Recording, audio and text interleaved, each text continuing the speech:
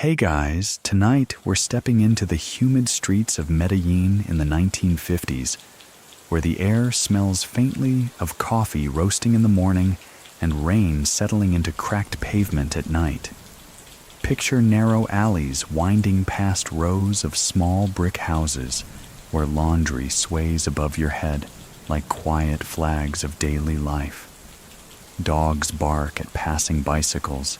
Radios crackle with music from Bogota, and in the corner shop, a boy with sharp eyes watches the world without yet knowing the weight it will one day place on his shoulders. That boy is Roberto Escobar, a name that, in decades to come, will be whispered alongside his younger brothers in every corner of the world. But here, in these early years, he's just another kid kicking a ball in the dust, mending a tire for a neighbor, and memorizing the numbers on every peso that changes hands. You probably won't survive this life if you dive in unprepared. Few ever do. So, before you get comfortable, take a moment to like the video and subscribe, but only if you genuinely enjoy what I do here. And let me know in the comments where you're watching from, and what time it is right now in your part of the world. Now, dim the lights, maybe turn on a fan for that soft background hum, and let's ease into tonight's journey together. Roberto's earliest memories are stitched from the colors of a modest Medellin. Red clay roofs under a mountain backdrop, markets spilling with plantains and yucca, and the clink of coins on worn wooden counters. His family is neither rich nor destitute. They live in that narrow band of working-class life where every purchase is thought over twice, and every object, from a bicycle chain to a kitchen chair, is repaired rather than replaced. His father is practical and firm, his mother meticulous and quietly ambitious. She keeps the household in order, teaches her children to respect the value of work, and insists that they never leave a debt unpaid. Roberto absorbs this like scripture. Even as a boy, he finds comfort in balance, not just the moral kind, but the kind in ledgers, where every number lines up and nothing is left unaccounted for. On Saturdays, he roams the busy market streets with his older siblings, weaving past vendors calling out prices for fresh guavas and sacks of rice.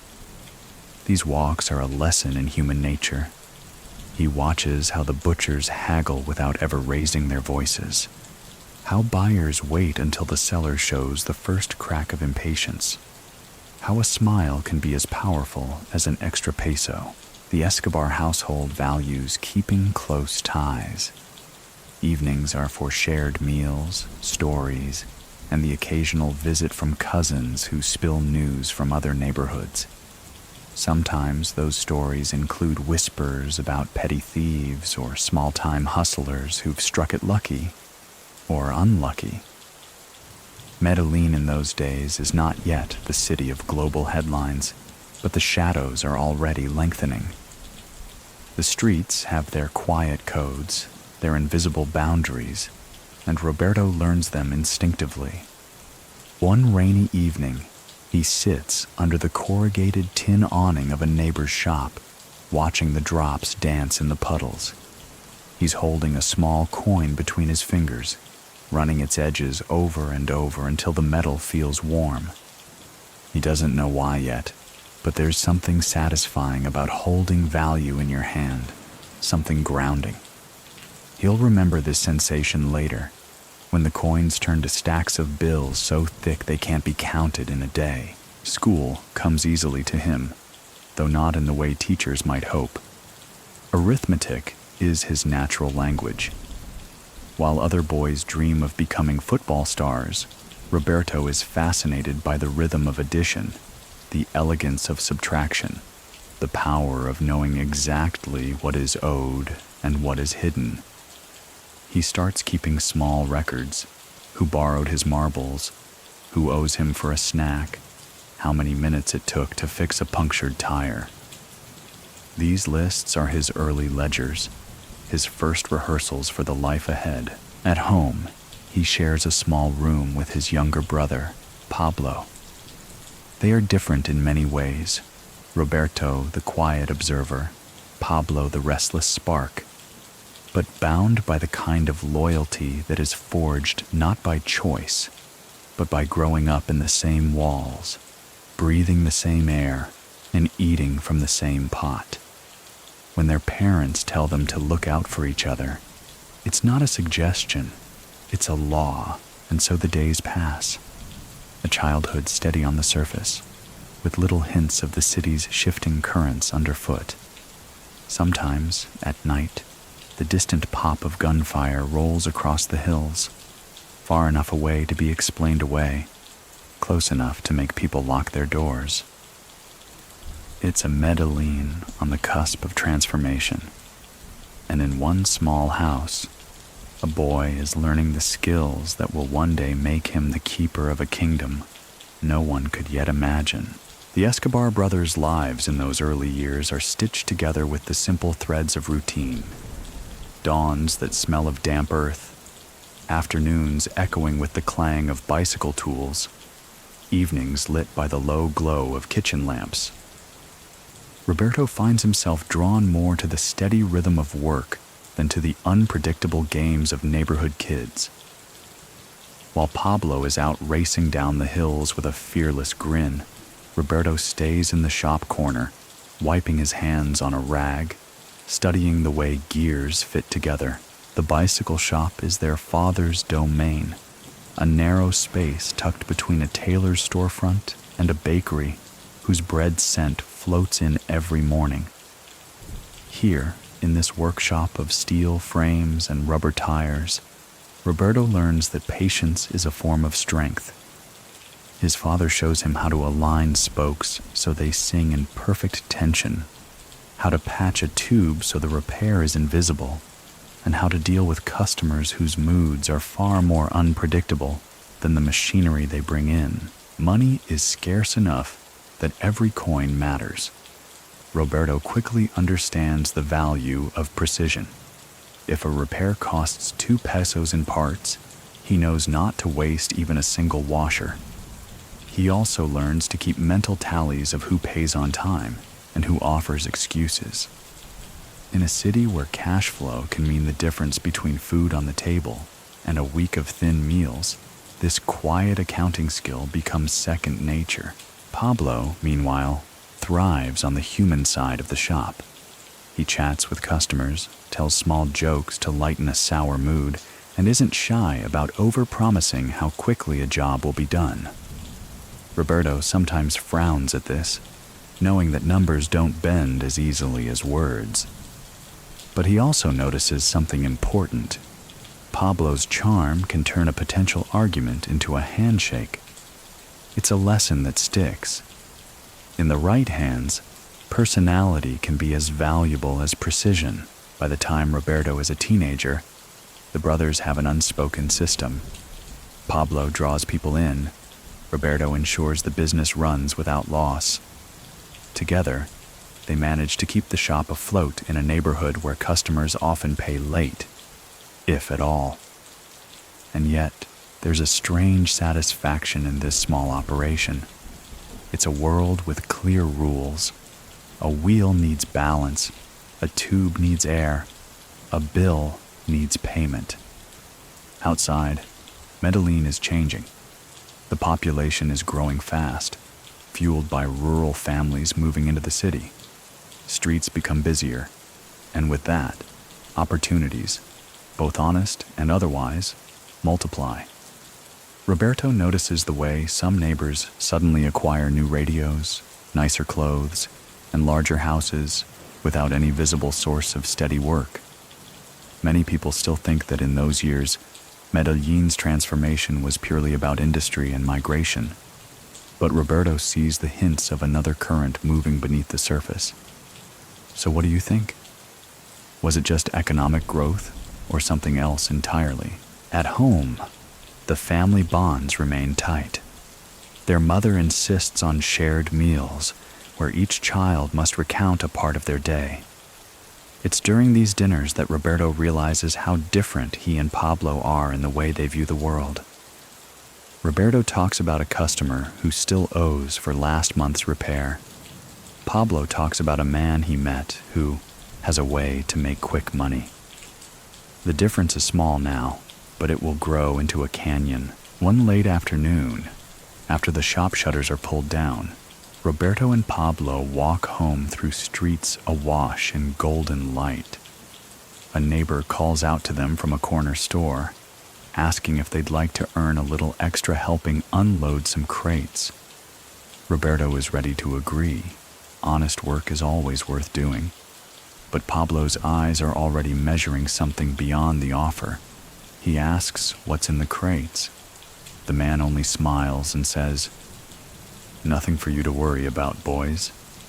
Pablo agrees anyway.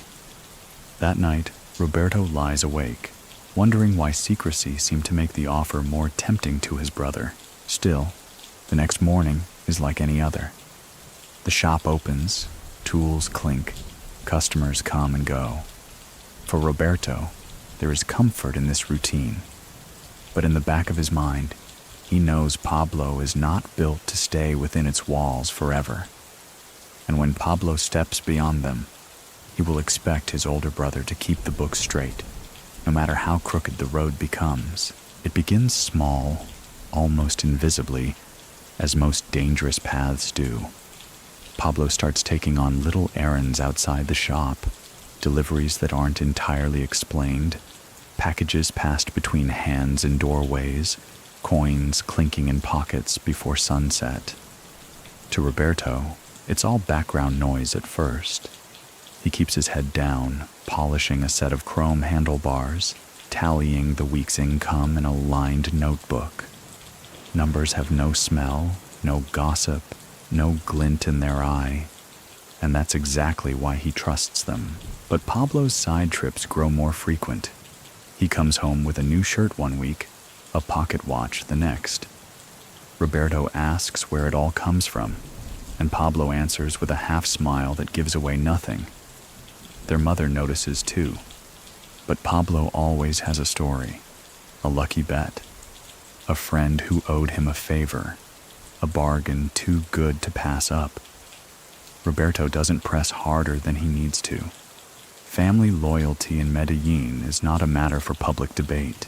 The first clear sign arrives one evening when Pablo brings a man to the shop after hours. He's sharply dressed, the kind of man who doesn't fix his own bike, but somehow knows exactly how much one costs. They talk in low voices while Roberto pretends to be busy rearranging spare parts. When the man leaves, Pablo hands Roberto a folded piece of paper with numbers scrawled across it. "Keep these for me," he says simply. It's a list, names, amounts, and dates. Not debts from customers, but something else entirely. Payments going out, payments coming in, all in neat columns. Roberto recognizes the logic instantly. Someone has to keep track, and Pablo trusts only him. There's no official ledger, no receipts, only the quiet, unspoken agreement that Roberto will remember every figure, and that nothing will be written where the wrong eyes can find it. Weeks turn into months, and the errands become ventures.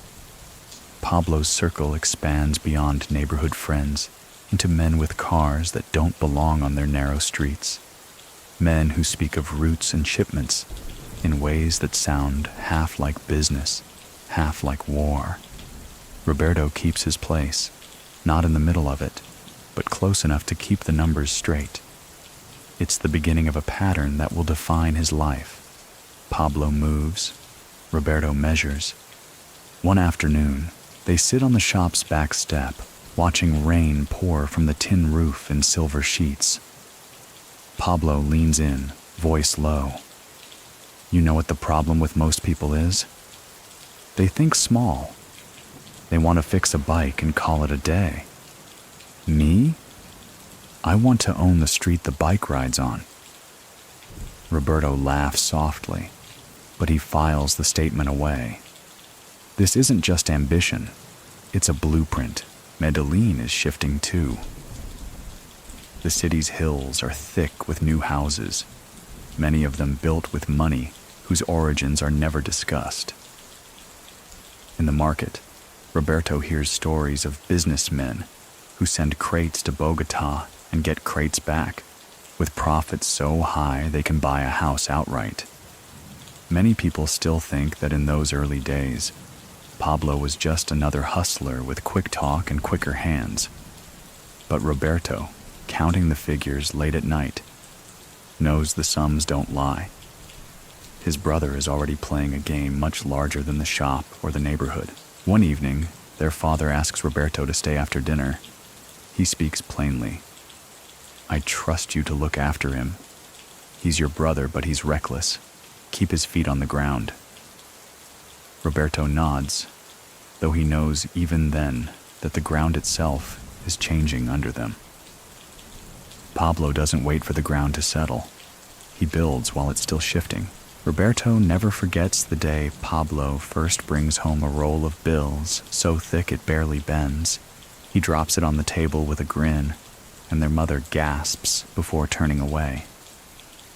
Roberto doesn't ask where it came from. Instead, he picks it up, feels the weight, and begins to count. The numbers are clean, even beautiful. And that, he realizes, is why Pablo trusts him.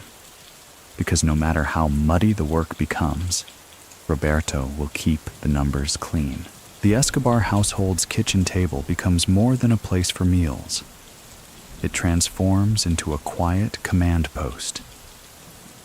In the evenings, after the plates are cleared, Roberto sometimes sits alone under the bare bulb, rolling coins between his fingers or stacking bills into perfect towers. He likes order. Pablo, on the other hand, likes the feel of speed, of deals struck in half a handshake, and fortunes moving faster than words can catch. It's a strange partnership, one foot in patience, the other in acceleration. And it's starting to work. Roberto's natural aptitude for numbers begins to outgrow the bicycle shop's modest cash box. Pablo notices. One day, he drops a thick envelope in front of Roberto without explanation. "Count it," he says, and leans back in his chair. Roberto does, and when he gives the exact total, down to the last crumpled note, Pablo smiles in that quiet, knowing way. "That's why you'll always have a place beside me," he says.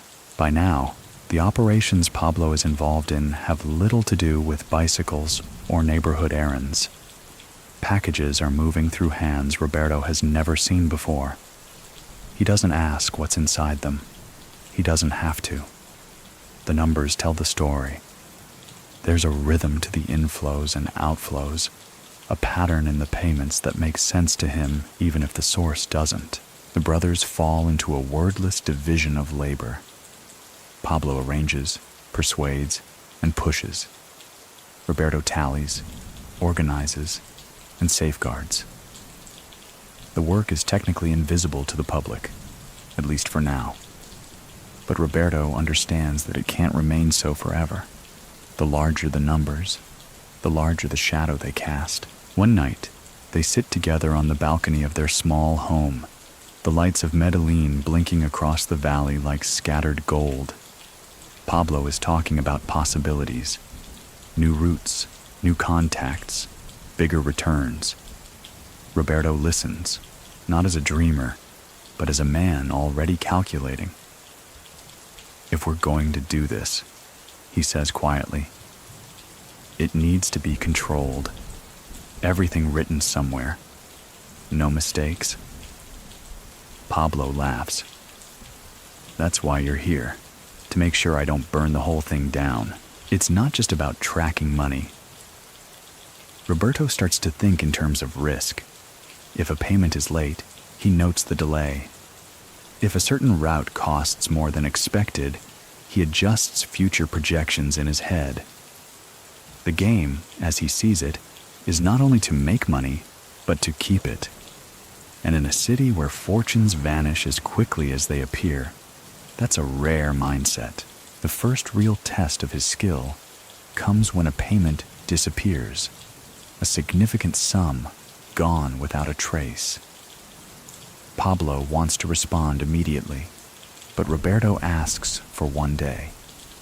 He spends the night reviewing his notes, mapping connections between names and dates, until he finds the missing link, a middleman skimming off the top. The next day, the problem is resolved in a way Roberto doesn't ask about, and the money returns. Pablo doesn't thank him outright, but the look in his eyes says it all. Trust cemented. Many people still think that Roberto's role in the Medellin story was passive, just a man behind a desk. But in truth, those early years show something different. Without him, the numbers would have been chaos, and chaos leaves trails. His precision makes the growing empire not only profitable, but sustainable. So what do you think? Is the man who keeps the books any less dangerous than the one who runs the streets? The city around them hums with change. New buildings rise. New cars roll into neighborhoods where just a year earlier children played soccer in the dust. Roberto notes how fast fortunes change hands here, and he quietly commits to making sure his family's fortune, whatever its source, is one that stays. It's a calm kind of power, one that doesn't draw headlines. But Roberto already understands that the most valuable seat in any empire is not always the one in front. Sometimes it's the one slightly behind, where you can see the whole board and keep your hands clean, at least on paper. The first millions don't arrive with fanfare. They appear quietly, like a river swelling after weeks of unseen rain. Roberto doesn't even notice the exact moment when the numbers shift from thousands to something far heavier. One day he's counting neat bundles that fit in a single drawer. The next, he's stacking bricks of bills in suitcases, then duffel bags, then whatever space is available that can be locked. It's not just about volume, it's about pace. The money begins to move faster than he can store it, cycling in and out of the city like an unending tide. Pablo treats it as fuel, burning it to power bigger ventures, new connections, larger risks. Roberto treats it as something to be guarded, preserved in quiet corners, hidden behind false walls, buried where only they can find it. Their methods evolve quickly. The bicycle shop still operates, but only as a shell, a familiar front that keeps neighbors comfortable. Behind that facade, Roberto's role becomes increasingly complex. He maintains ledgers so clean and precise that they could pass as legitimate business records if you didn't know where the money truly came from. He memorizes figures and transactions to the point where even if every scrap of paper disappeared, he could reconstruct the entire network in a single night. The brothers start using a network of safe houses, ordinary-looking homes with reinforced closets, disguised basements, and in one case, an actual hollow wall thick enough to hide a week's worth of earnings. Roberto organizes each location like a bank vault, with every peso accounted for. Pablo jokes that if he ever lost Roberto, he'd lose the empire's map. Roberto doesn't laugh, because he knows it's true. It's around this time that the outside world starts to notice Pablo. In bars and street markets, people whisper his name, attaching it to rumors of trucks that never get stopped at checkpoints, of planes that land on dirt strips and leave loaded with goods bound north. Roberto pays attention to these whispers, not for the gossip itself, but for what it signals. Attention is creeping closer. One evening, as they count stacks in a dimly lit room, Roberto remarks that they can't keep the pace forever without attracting the wrong kind of heat. Pablo leans back, smirking. The heat's already here, hermano. The trick is making sure it warms us instead of burning us. Roberto says nothing, but he tightens the locks on the storage room that night. The luxury begins to seep in. They upgrade the family home, subtly at first. Better furniture, sturdier appliances, new clothes for their mother that she insists she doesn't need. Then it grows bolder. A car that turns heads on their street. Gold chains, the occasional imported bottle of whiskey. Roberto doesn't mind the comforts, but he notes how quickly they become normal. Comfort breeds complacency, and complacency is dangerous. Many people still think that in those early days, the Medellin fortune was just luck, a combination of timing and opportunity. But Roberto knows it's a machine, one that needs constant oiling. His numbers are the gears, and without them, the whole thing grinds to a halt. So what do you think? Is luck ever enough? Or does it always take a keeper to make fortune last? By the close of the decade, the brothers are no longer just participants in Medellin's underground economy. They are shaping it. Roberto sits in rooms with men who speak in code and never touch the product they move. They speak of money as weight, not value. Because in this business, cash isn't just counted. It's carried, hidden, and sometimes smuggled like contraband itself. For Roberto, the thrill isn't in the danger, but in the perfection of balance. Every peso matched, every risk measured. He doesn't seek the spotlight, but he's learning that the man in the shadows can see more than the man in the glare. And as the first millions settle into their hidden places, Roberto knows that his true work is only beginning. Hacienda Nápoles rises from the Antiochian countryside like something pulled straight out of a dream or a fever. What began as a simple estate becomes an empire within an empire, a sprawling playground of luxury, secrecy, and calculated intimidation. To the public, it's Pablo's pride: manicured lawns, exotic animals, swimming pools shaped like continents, even a life-size sculpture of a crashed plane as a trophy. To Roberto, it's a logistical nightmare dressed in paradise. The estate is not just a home, it's a hub. Airstrips lie discreetly beyond the tree lines, capable of receiving small planes without attracting unwanted eyes. The main house hides reinforced rooms and underground storage, all designed with Roberto's precision in mind. Every wall, every locked cabinet, every hidden compartment is part of his mental blueprint. He knows where the cash is buried, where the ledgers are kept, and which doors lead to secrets no guest will ever see. Visitors arrive constantly: politicians, celebrities, business figures, and men whose names don't appear on any official list but whose influence is undeniable. Pablo entertains them with grand tours, showing off rare animals and luxury cars, while Roberto hovers just out of the spotlight, mentally tracking the movement of people and information. He knows every visitor changes the equation. Each one is either an asset, a liability, or both. The animals are Pablo's idea, but Roberto has to account for them too. Zebras grazing under Colombian sun, ostriches pacing behind fences, even hippos lazing in artificial lakes.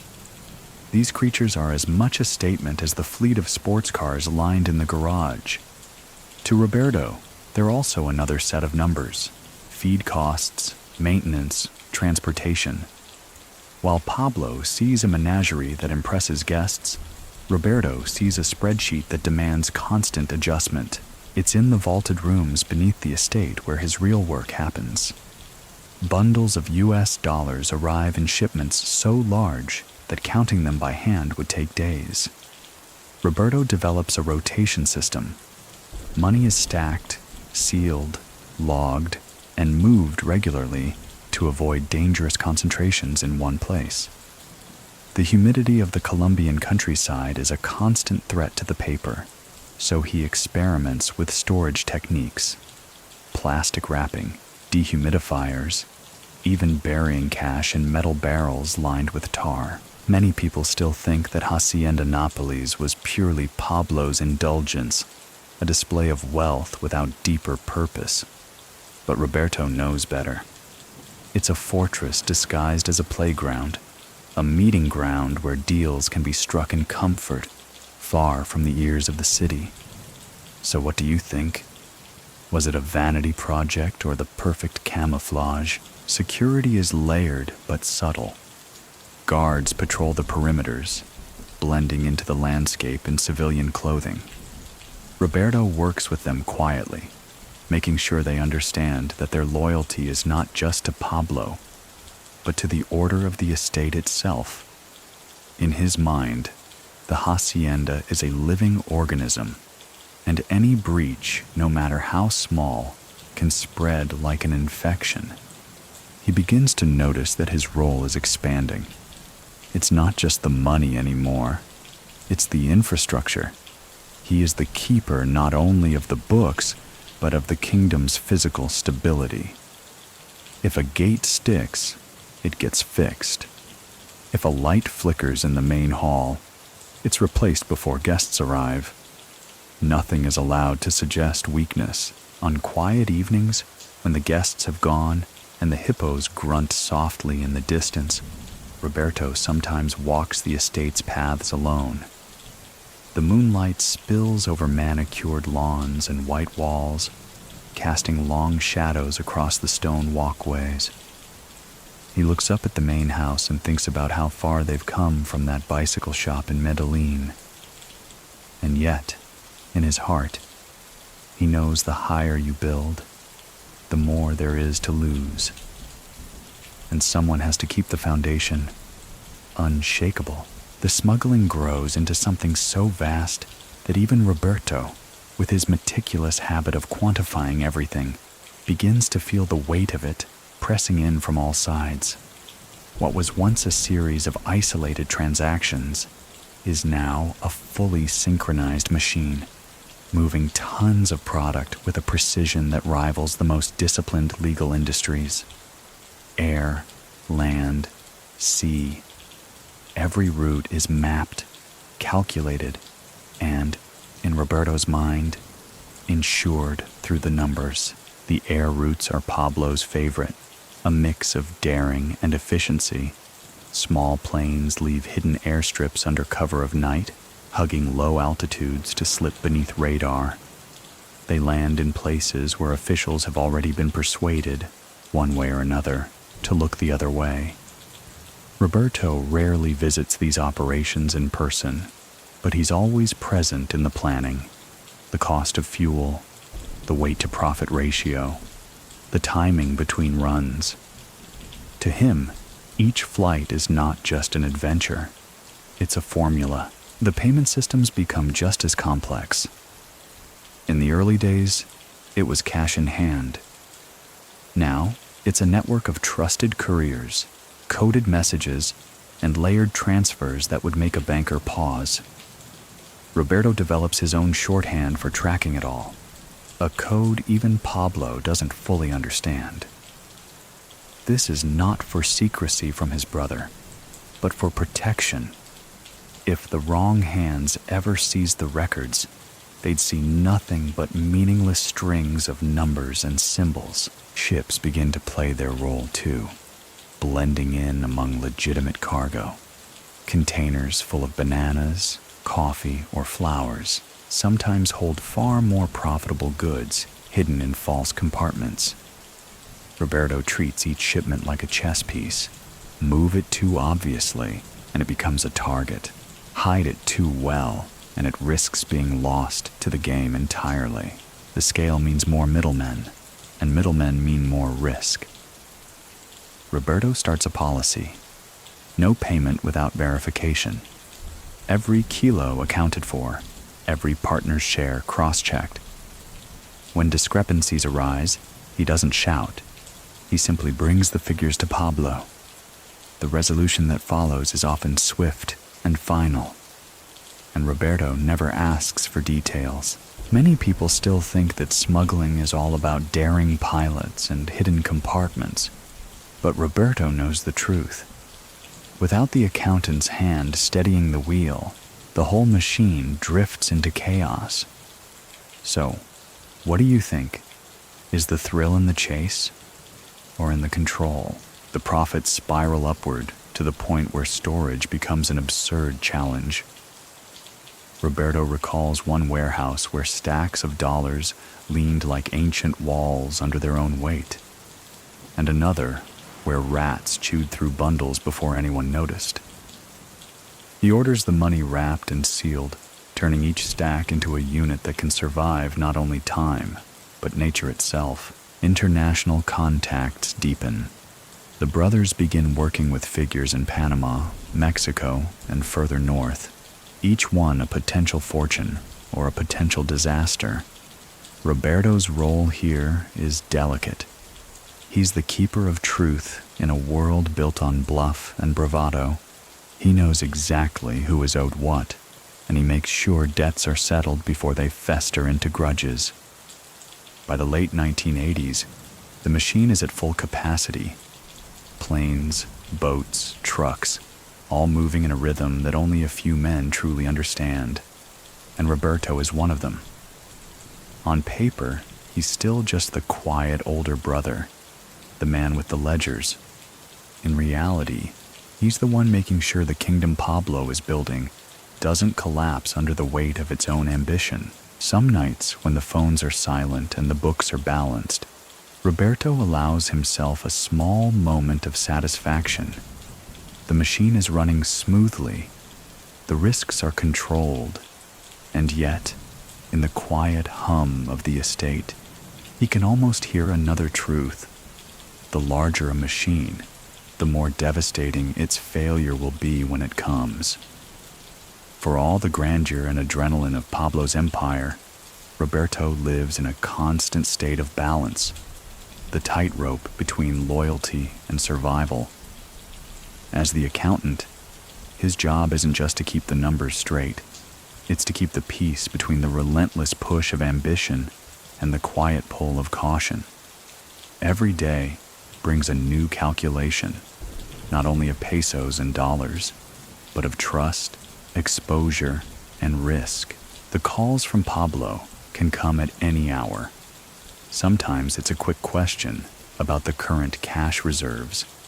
Other times it's a request to look into something, usually a problem with a partner or a payment that has gone astray.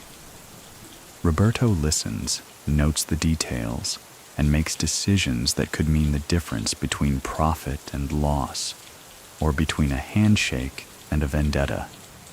He doesn't waste words. In this life, fewer words mean fewer ways to be misunderstood. The tension comes from knowing that his loyalty to Pablo is unshakable, but so is his loyalty to the numbers. If the figures say a venture is too dangerous, he will say so, even if it puts him at odds with his younger brother. Pablo doesn't always like hearing it, but he respects that Roberto doesn't bend to please him.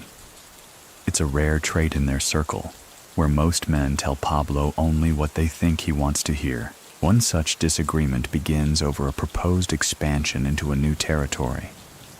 Pablo is eager.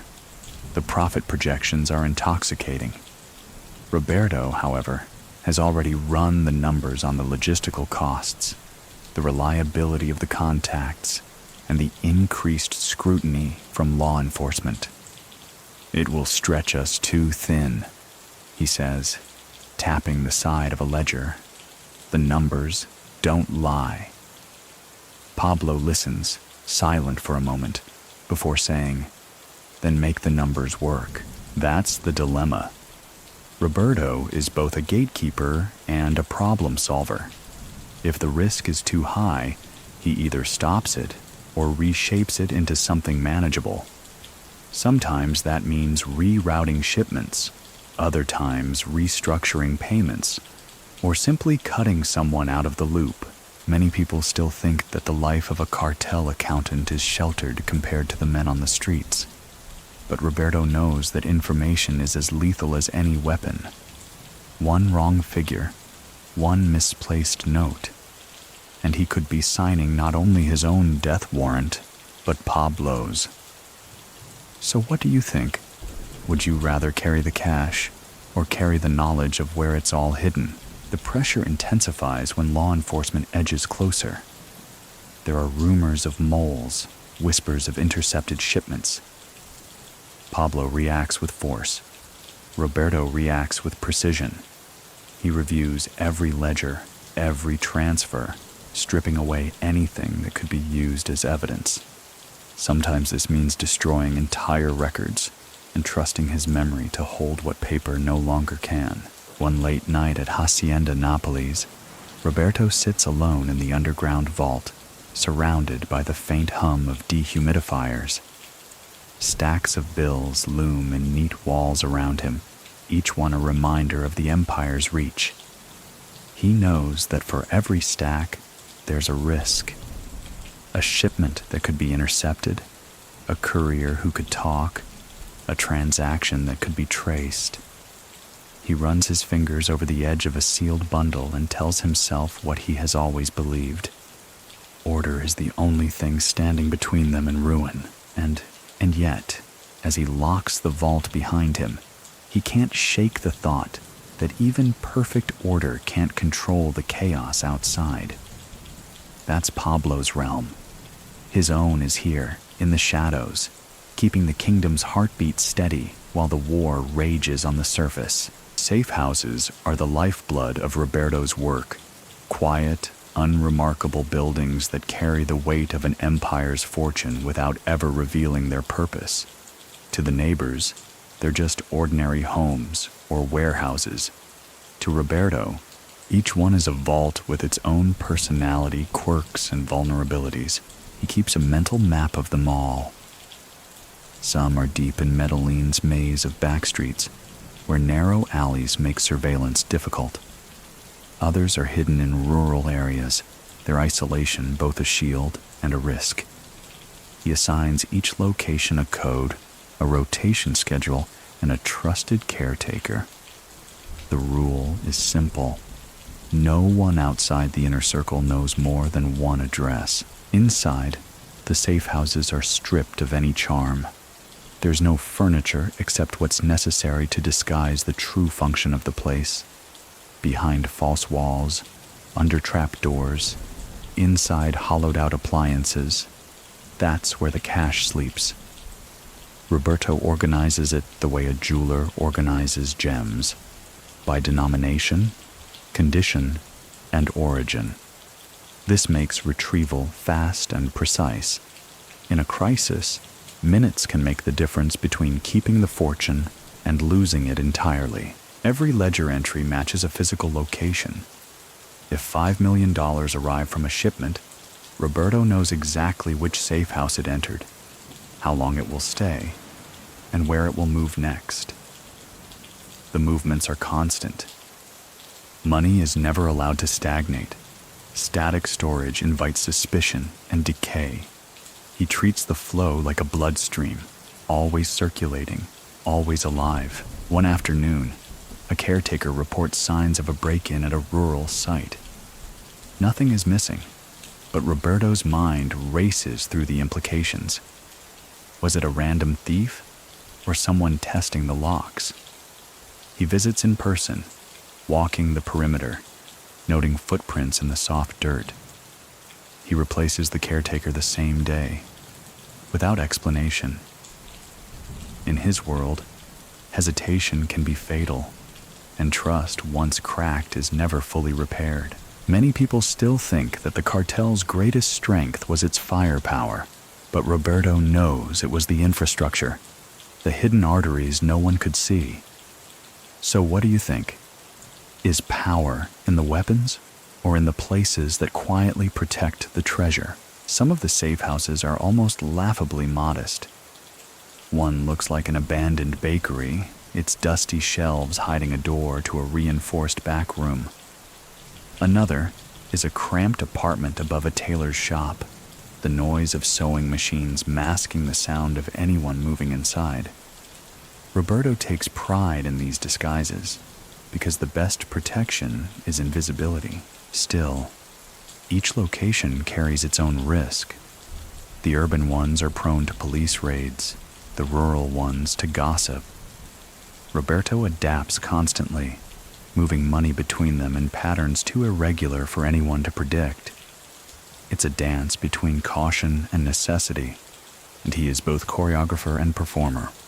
Late at night, back at Hacienda Nápoles, Roberto sometimes reviews his mental map before sleeping. He can see each safe house in his mind, the walls, the locks, the precise angle of each hidden compartment. To anyone else, they're just buildings. To him, they're the silent pillars holding up the kingdom his brother commands. And as long as they stand, the empire breathes. By the mid-1980s, the Medellin cartel is no longer just a dominant player. It is the force in Colombia's cocaine trade. From the dusty back streets of Medellin to the nightclubs of Miami, the name carries both fear and fascination. Roberto sees it all unfold from a vantage point most people will never know. Inside the numbers, what began as scattered shipments has become a tightly woven network spanning continents. Air routes cross through the Caribbean, coastal runs hug the edges of Central America, and cargo containers slip into legitimate trade streams without leaving a ripple.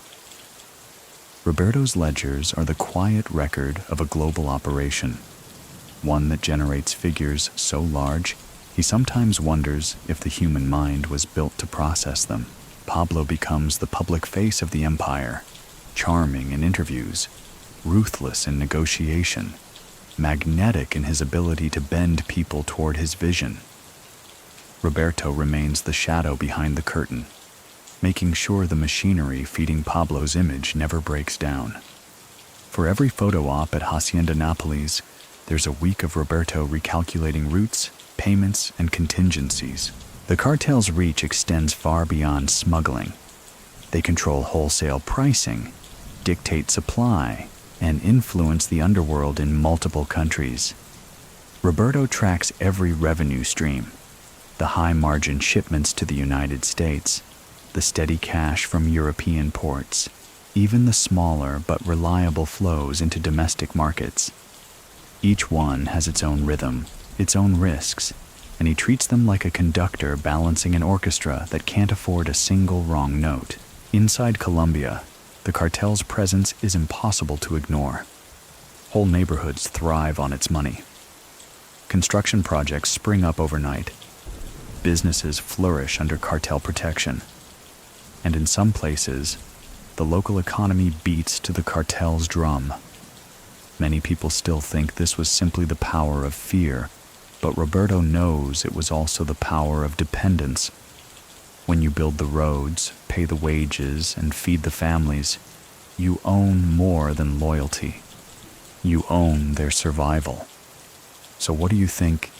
Is it loyalty when there's no other choice? Of course, the higher they climb, the more enemies they collect. Rivals in Cali, rogue middlemen, shifting alliances with Mexican traffickers. Roberto tracks these relationships not as rumors, but as entries in his mental account book. Every enemy has a cost.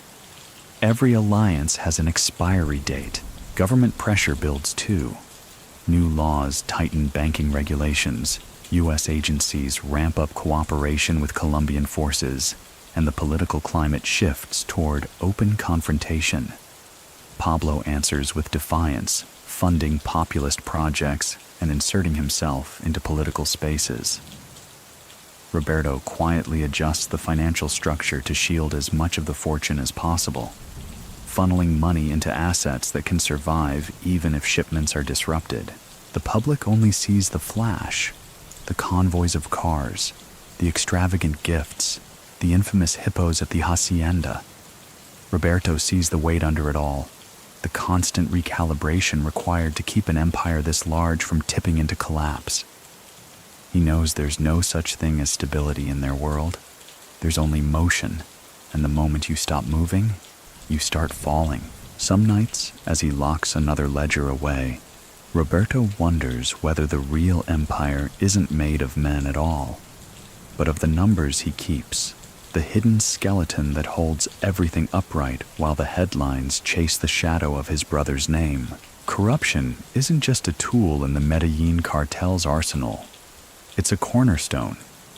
For Roberto, it's not about bribes in the crude sense, but about building a system where resistance is too costly and compliance becomes second nature. From police patrols to high-ranking officials, the reach extends in quiet, deliberate steps, each one accounted for in his unseen ledgers.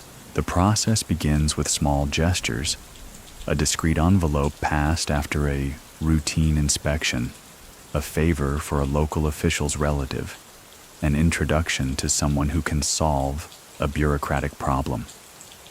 Once the seed is planted, Pablo's charisma and Roberto's calculated precision take over. Pablo knows how to make people feel they're part of something grand. Roberto ensures they're compensated in ways that make loyalty a financial instinct. The police are often the easiest. Many officers earn so little that a single payout can eclipse months of official salary. Roberto structures these payments so they feel both generous and conditional. Generous enough to breed goodwill, conditional enough to ensure they keep performing their role.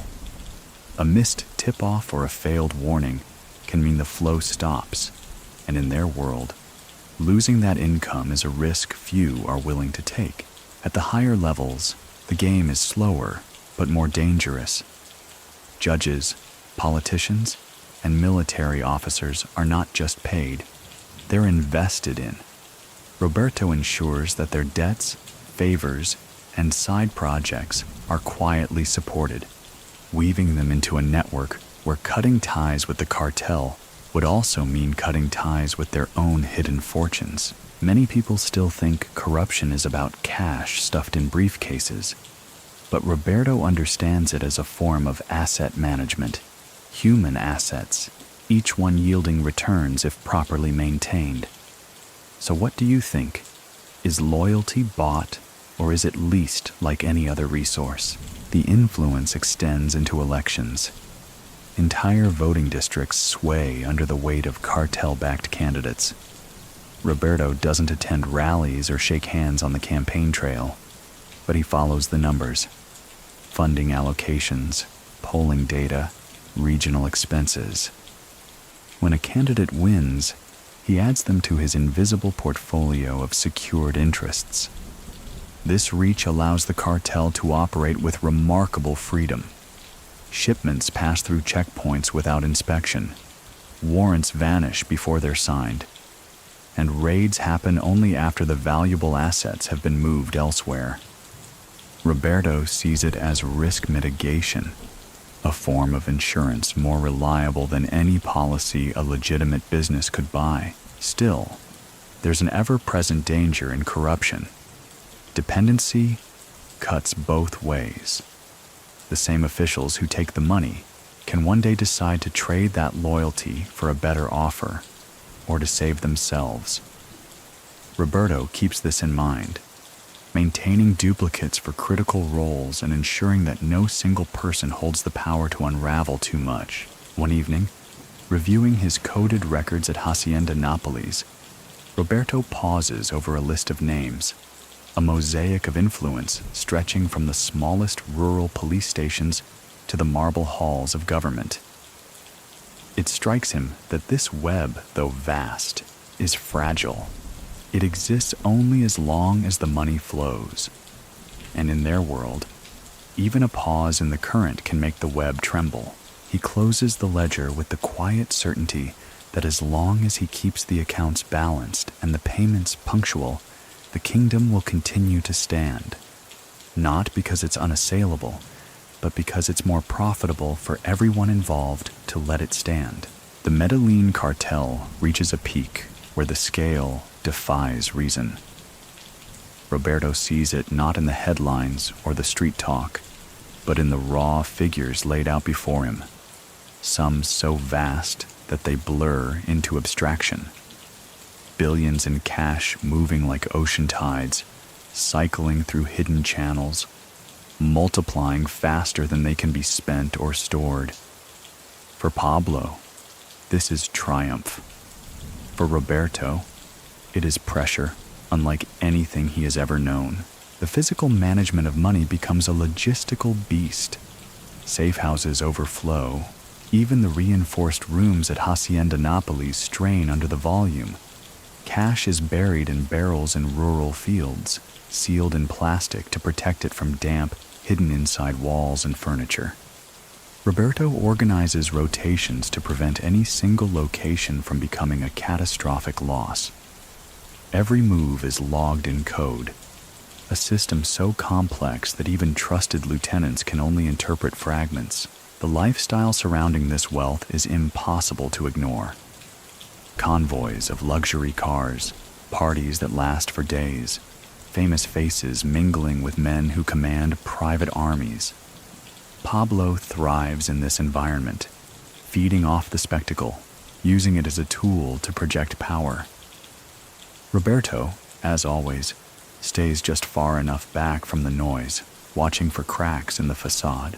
The cartel's global reach is undeniable. Routes into the United States and Europe are producing unprecedented profits. Networks in Mexico and Central America act as both conduits and buffers, ensuring the Medellin name resonates in boardrooms and back alleys alike. Roberto's ledgers show the staggering truth. At its height, the cartel controls the majority of the world's cocaine trade.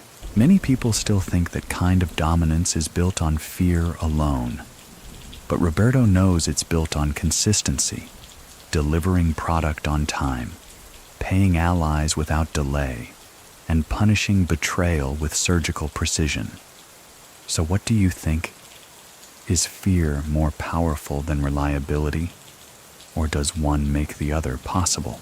The excess draws attention, and not just from law enforcement. Rivals see opportunity in the glare of Pablo's fame. The Cali cartel maneuvers quietly, building its own empire while avoiding the spotlight.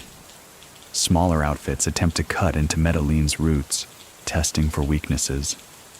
Roberto tracks these incursions like changes in market share, adjusting resources accordingly. Security around the money intensifies. Roberto begins implementing redundancy systems, mirrored records, duplicate routes, alternative storage, so that even if a shipment is seized or a safe house compromised, the overall flow remains stable. His work is invisible to outsiders, but without it, the empire would collapse into chaos at the first major disruption. The human cost of this height is harder to quantify. Families displaced, neighborhoods reshaped by violence and sudden wealth, entire communities woven into the fabric of the cartel's economy. Roberto doesn't record these in his ledgers, but he's aware of them. The numbers may be clean, but the reality behind them never is. On some nights, when the estate is quiet and the hum of the dehumidifiers is the only sound, Roberto wonders if the peak is also the edge, the moment before the inevitable turn. He knows enough about cycles to recognize that nothing grows forever, and when the decline begins, it will come fast, faster than anyone thinks possible. The power of the Medellin cartel is at its height, but beneath the surface, delicate negotiations are already shaping its fate. Roberto operates in the background of these talks, never the one shaking hands or posing for photographs, but always the one ensuring that promises align with realities. These shadow negotiations take place in safe houses, hotel suites, and the private corners of restaurants where the music is just loud enough to mask conversation.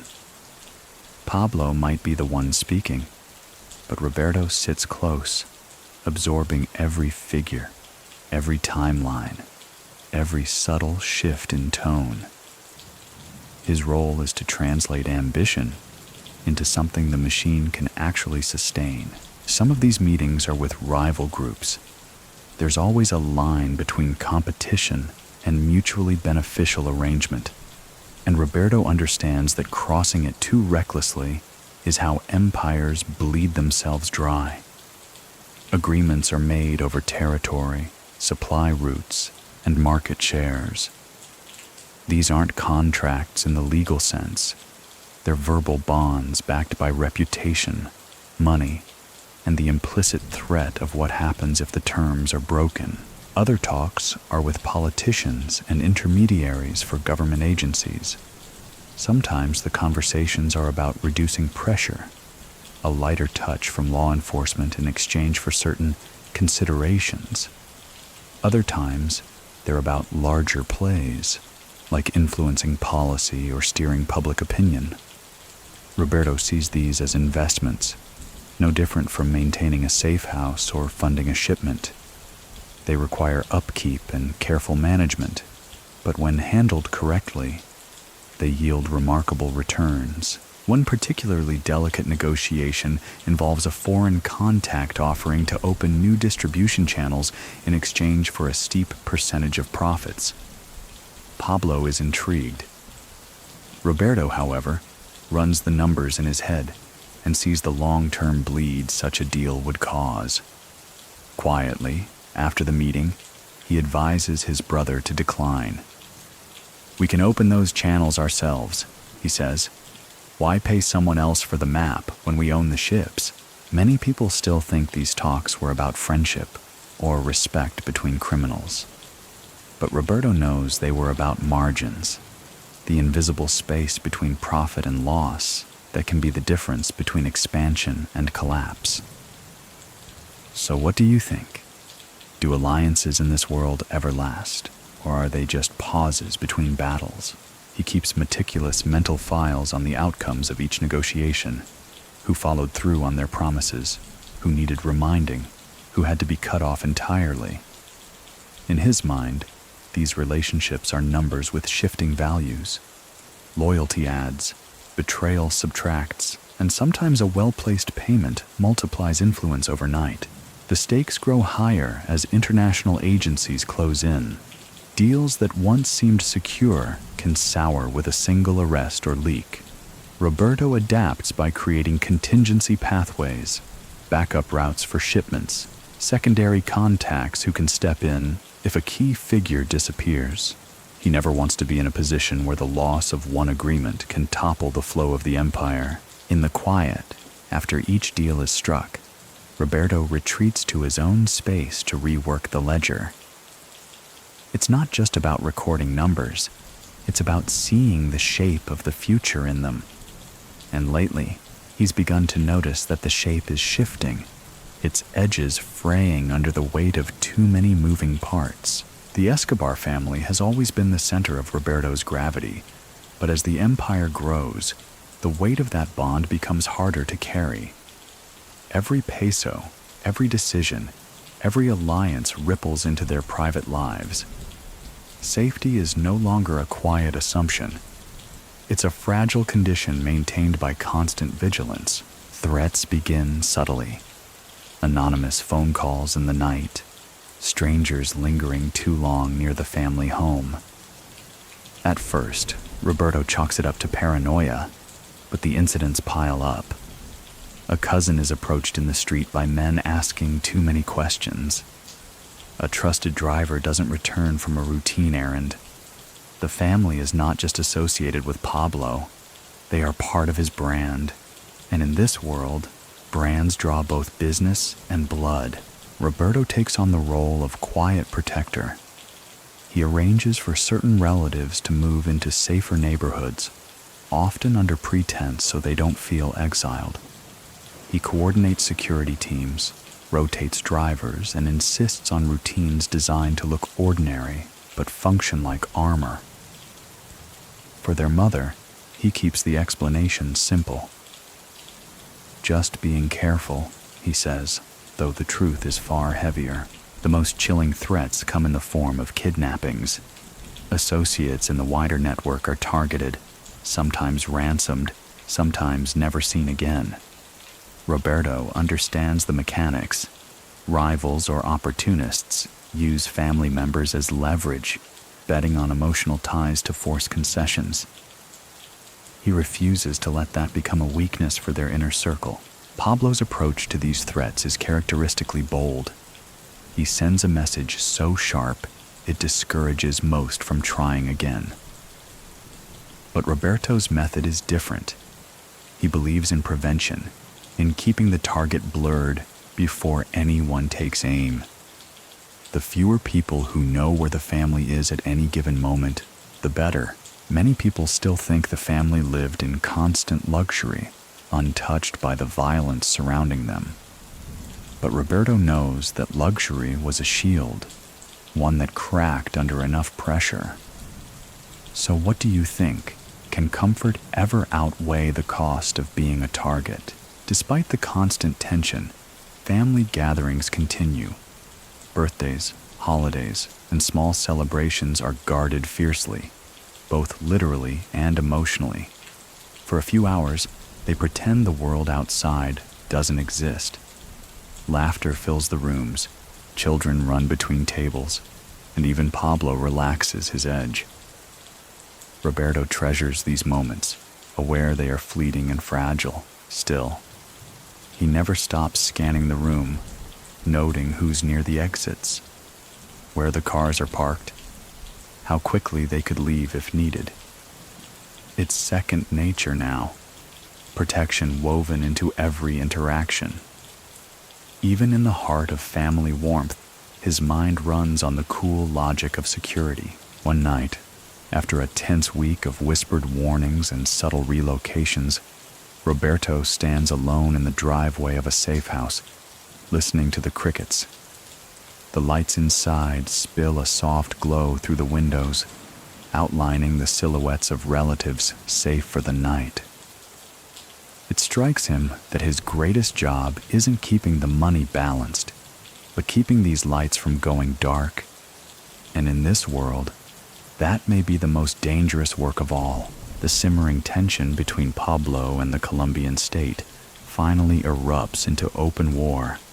What had once been a cat-and-mouse game of raids, payoffs, and negotiations becomes an all-out campaign, with the Medellin cartel standing defiantly against the combined pressure of national forces and foreign agencies. Roberto experiences this shift not from the front lines, but from the control room, the place where numbers, routes, and resources decide who can endure and who will fold. The violence escalates quickly. Bombings, assassinations, and street battles shake Medellin with a regularity that feels almost scheduled. Roberto doesn't need to see the blood to feel the cost. Each attack disrupts shipments, triggers emergency payouts, and forces the relocation of cash or assets. His job becomes a constant cycle of triage, shoring up weak points, diverting funds to plug sudden gaps, and making sure the core of the empire remains solvent, no matter how chaotic the headlines become. Pablo, always the strategist in his own way, pushes aggressively, using violence as both message and leverage. Roberto, meanwhile, looks for ways to keep the machinery running under siege. Safe houses are rotated more frequently. Payment schedules to allies are shortened to maintain loyalty under fear. And every high-risk route is given a shadow route, a backup plan that can keep product moving even if the primary line is severed. The state's pressure brings new challenges. Bank accounts freeze, legitimate investments come under scrutiny, and trusted intermediaries vanish overnight. Arrested, flipped, or dead. Roberto shifts more operations into cash-only mode, a cumbersome but untraceable method. It means more physical handling, more space needed for storage, more risk in transport. But in wartime, the only safe currency is the one that can't be blocked with a keystroke. Many people still think the cartel's endurance during these years was purely about firepower, but Roberto knows it was also about resilience in logistics, making sure the fuel, money, and infrastructure kept flowing despite constant disruption. So, what do you think?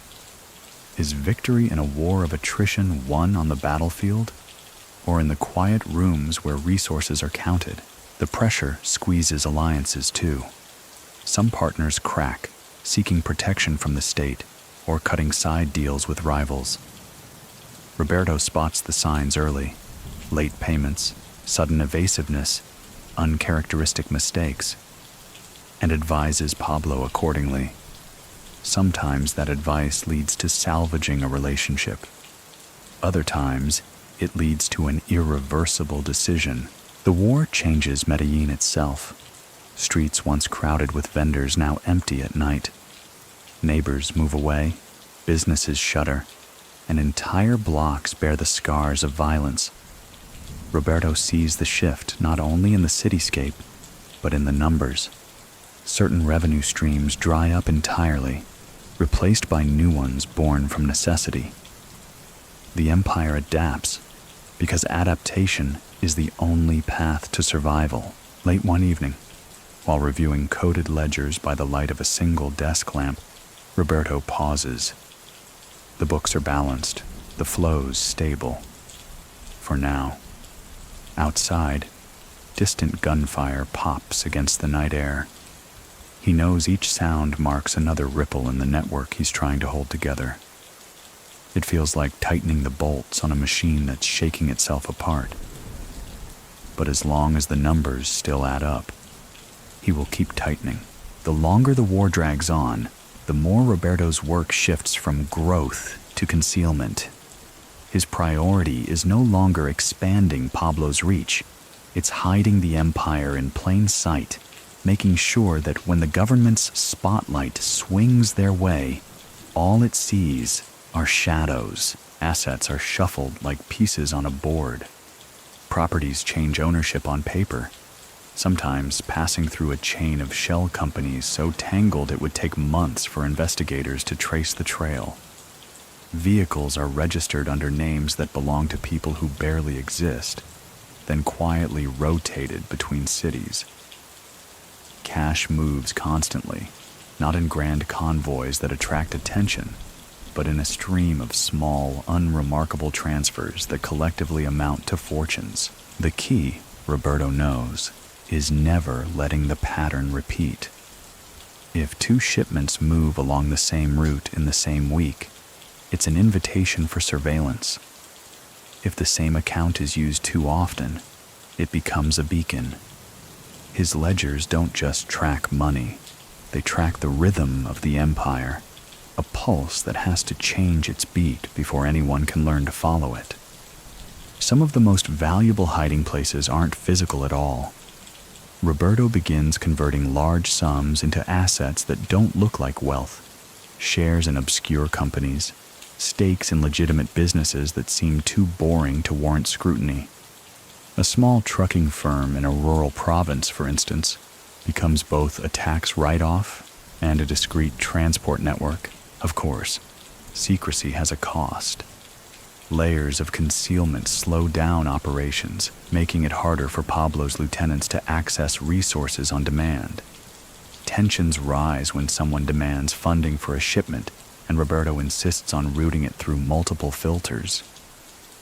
Pablo, more than once, reminds him that overcaution can lose opportunities. Roberto counters that without caution, they could lose everything. Many people still think hiding money is as simple as locking it in a safe or burying it underground. But Roberto knows true concealment is an art. It's about making something so ordinary that no one even thinks to look. So what do you think? Is the best hiding place buried in the ground or buried in plain sight? The pressure to keep assets invisible intensifies as foreign agencies start coordinating more closely with Colombian forces. New banking regulations make large deposits harder to disguise. Roberto responds by breaking down transfers into amounts so small they pass under reporting thresholds, dispersing them across dozens of accounts. The work is tedious, but he treats it like stitching a seam. One loose thread, and the whole fabric can unravel.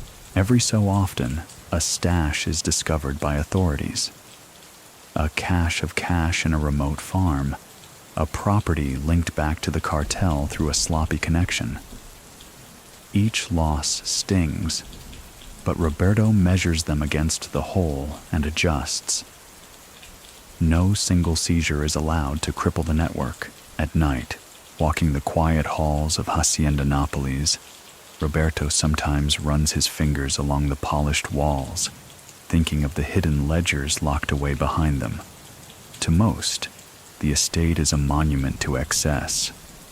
To him, it's a mask, and like any mask, it only works as long as no one sees the seams. The war takes its toll, not only on the streets of Medellin, but within the ranks of the cartel itself. Allies who once seemed unshakable begin to fall, some to bullets, some to handcuffs, others to the quieter betrayals that happen behind closed doors. For Roberto, every loss is another variable to adjust for, another gap in the network that must be sealed before the whole structure starts to leak. The first cracks appear among mid-level lieutenants. Men who had once moved product efficiently start missing deadlines, losing shipments, or failing to deliver payments. Some disappear entirely, their absence explained in vague terms no one dares question. Roberto reads these disappearances not as isolated incidents, but as symptoms of something deeper, stress fracturing the bonds that held the organization together. The rivals in Cali are quick to exploit these weaknesses. Where the Medellin network once dominated every corridor of the trade, now gaps are opening, and competitors are slipping in. Roberto notes the shift in the numbers. Routes that once moved thousands of kilos now move hundreds. Payments arrive smaller, and later, profit margins begin to narrow. He knows the figures are the early warning system. Long before the headlines or the gunfire confirm it, the books tell him the tide is turning. Inside the inner circle, trust grows harder to find. Old friends begin to behave like strangers, and strangers present themselves as friends. Roberto becomes more guarded with the information he shares, compartmentalizing his knowledge so no one person outside himself knows the full scope of the empire's operations. Even Pablo, though still trusting his brother completely, starts to operate in parallel channels, a sign that even between them, the pressure is changing the way they work. Many people still think that betrayal in a cartel is a sudden, dramatic act, but Roberto knows it's often slow and quiet, beginning with small compromises, overlooked errors, and whispered promises to the wrong people. So what do you think? Does betrayal start with greed or with fear? The state intensifies its campaign, offering rewards for information and cutting deals with captured members. Men who once swore loyalty for life now weigh the value of that promise against years in a prison cell. Roberto reads about these turncoats in the papers, then cross-references their names with his mental map of the network. Each one is a missing link that has to be patched immediately, before they can reveal more than they already have. The weight of secrecy grows heavier. Roberto spends more time alone with his ledgers, avoiding unnecessary conversations, keeping his movements unpredictable. When someone falls, whether to prison, a rival's bullet, or their own ambitions, he adjusts the flow like a mechanic, bypassing a damaged circuit. The goal is always the same. The machine must keep running, even if it loses parts along the way. One night, after hearing of another assassination, this time of a man who had been with them from the early days.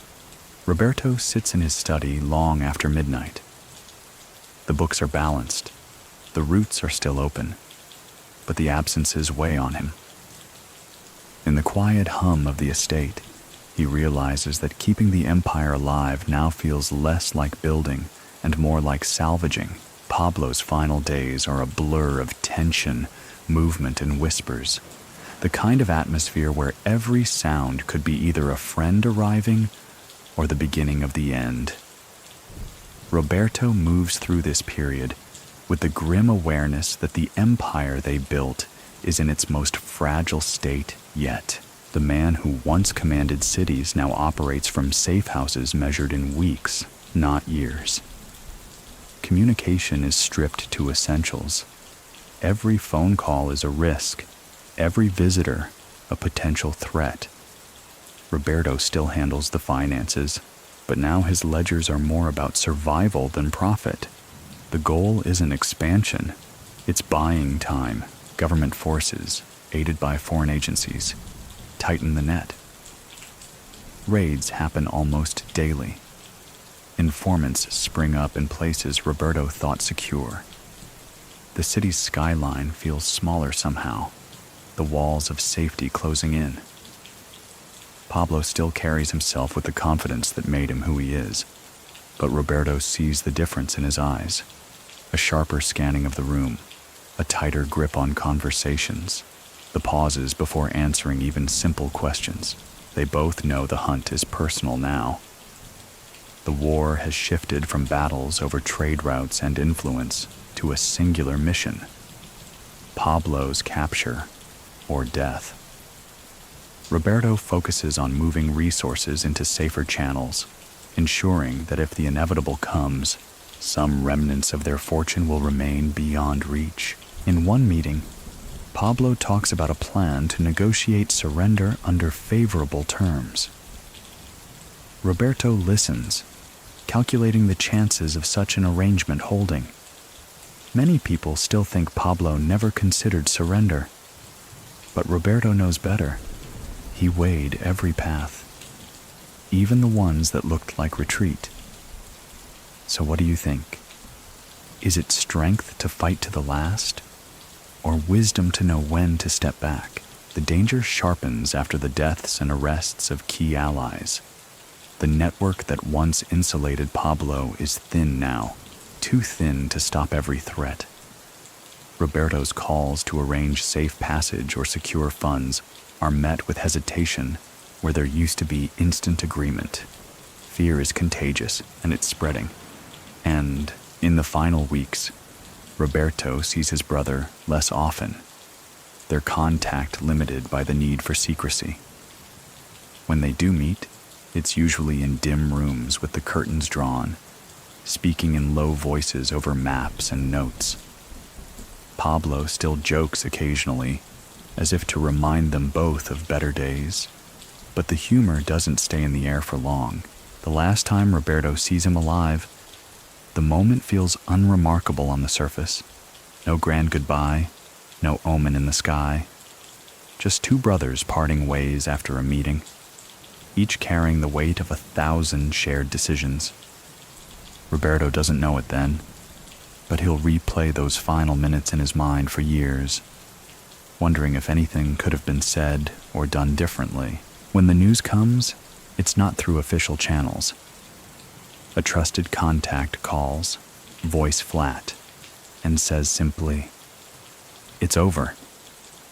Roberto closes his eyes, absorbing the words, and for the first time in decades, the numbers in his mind stop moving. In the aftermath of Pablo's death, the silence feels heavier than the gunfire ever did. Medellin exhales, but it's not relief Roberto hears. It's the sound of an empire's scaffolding collapsing in slow motion.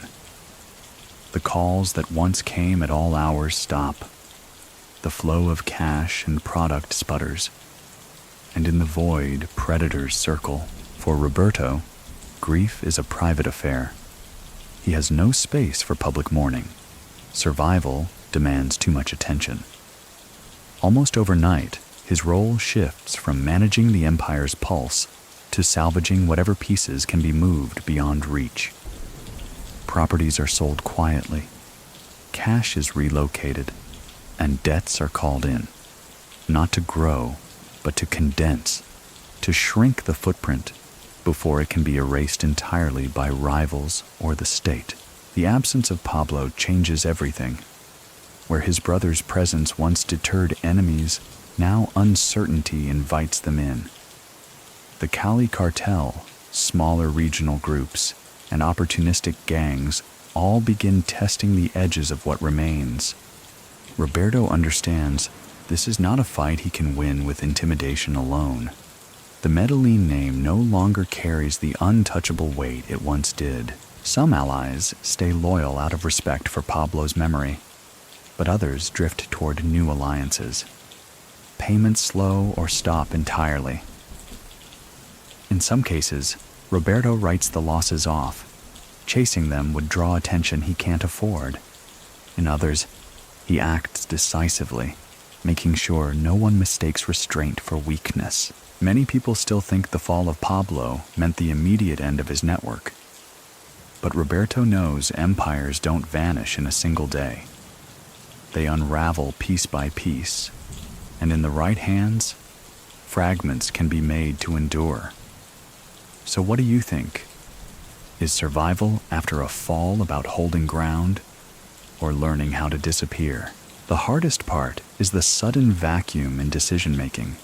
For years, Pablo had been the final word, the axis around which every plan turned. Now Roberto has to be both strategist and executor, weighing risks without the instinctive guidance his brother brought. It's a colder, more cautious style of leadership, one built less on grand gestures and more on calculated retreat. In private moments, he walks the empty halls of Hacienda Nápoles, the estate now stripped of much of its opulence. The exotic animals roam the grounds without the constant flow of visitors. The air feels different, less charged, more brittle. Roberto knows it's no longer a fortress, it's a target. Piece by piece, he dismantles what can't be defended, moving assets into places where they can be overlooked. He doesn't seek to rebuild what they had. That world is gone. Instead, he focuses on creating something smaller, quieter, but still intact enough to provide for those who remain under his protection. In those months, Roberto learns that an empire's survival isn't always about defiance. Sometimes, it's about closing the right doors before someone else forces them shut. Prison changes the acoustics of time.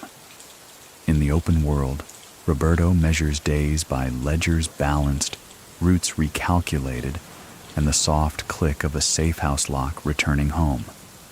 Inside, the hours arrive without edges, rolling in like fog against concrete. He learns the sounds of captivity quickly, the tread of boots that never hurry, keys colliding like small iron birds, the low conversation of men who know that raising a voice only spends strength you will need later. He has entered a new system, but systems are what he understands. His first instinct is what it has always been. Count, map, adjust. The charges are not abstract to him. He knows the numbers that brought him here, the weight of the fortune, the roots and names that stitch themselves into a net now drawn tight. The state presents its case in a sequence of seizures, testimonies, and public statements crafted for a nation that wants a clean story. Roberto does not argue with the theater. He knows that what brought him to this cell was not a single transaction, but the long arithmetic of an empire, and arithmetic always reaches its solution. He studies the prison the way he studied Hacienda Nápoles, not for spectacle, but for function. The layout, the timing of counts, the short attention spans that guard duty cultivates, the places where the fluorescent lights hum with a sickly flicker. He knows the difference between routine and ritual. Routine can be bent, ritual cannot. He watches which inmates gather and which sit alone, who trades cigarettes for favors, and who trades silence for protection. If the outside world was a market with hidden prices, prison is the same market in miniature. All costs paid in time and vulnerability. He doesn't pretend the adjustment is easy. Nights are the worst. The bed is a narrow slab, the pillow thin, the air heavy with a damp that seems to creep into bones.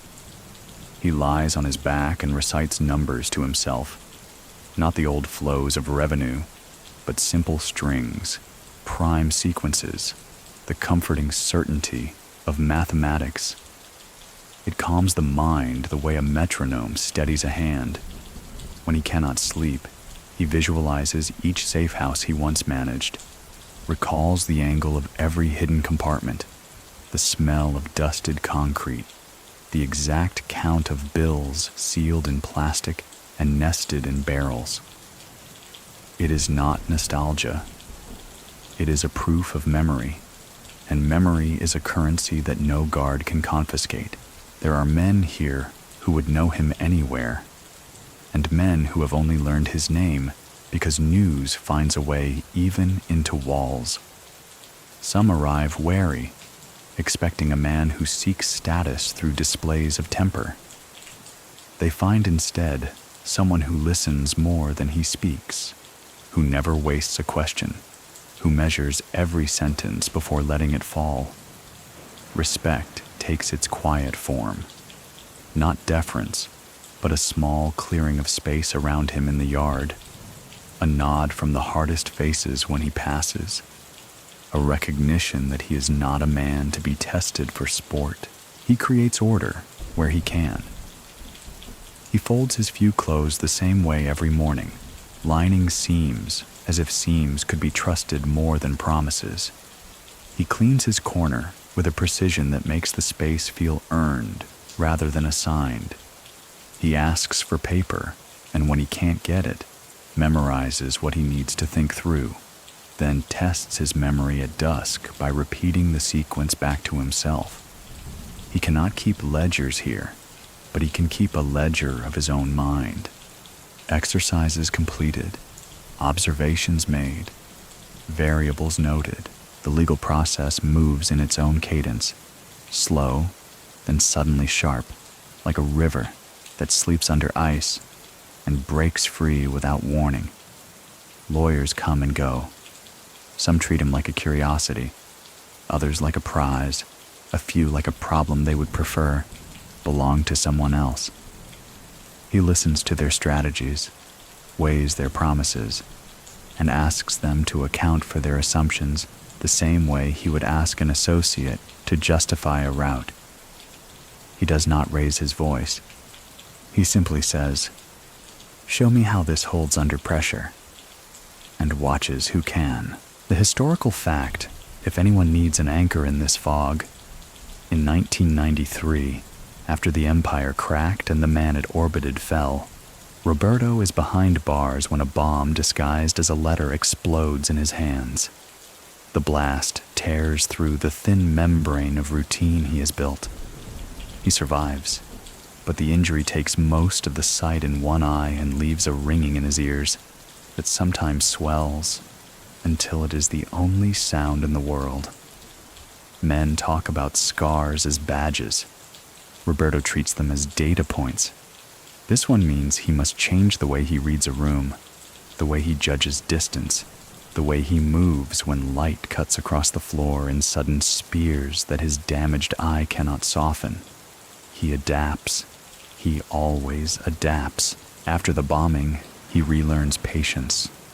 He moves more slowly, not out of fear, but out of calculation.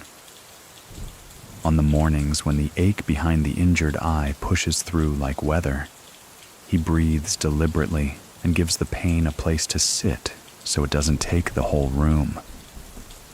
He tests himself. How far can he walk the perimeter in the yard without misstepping?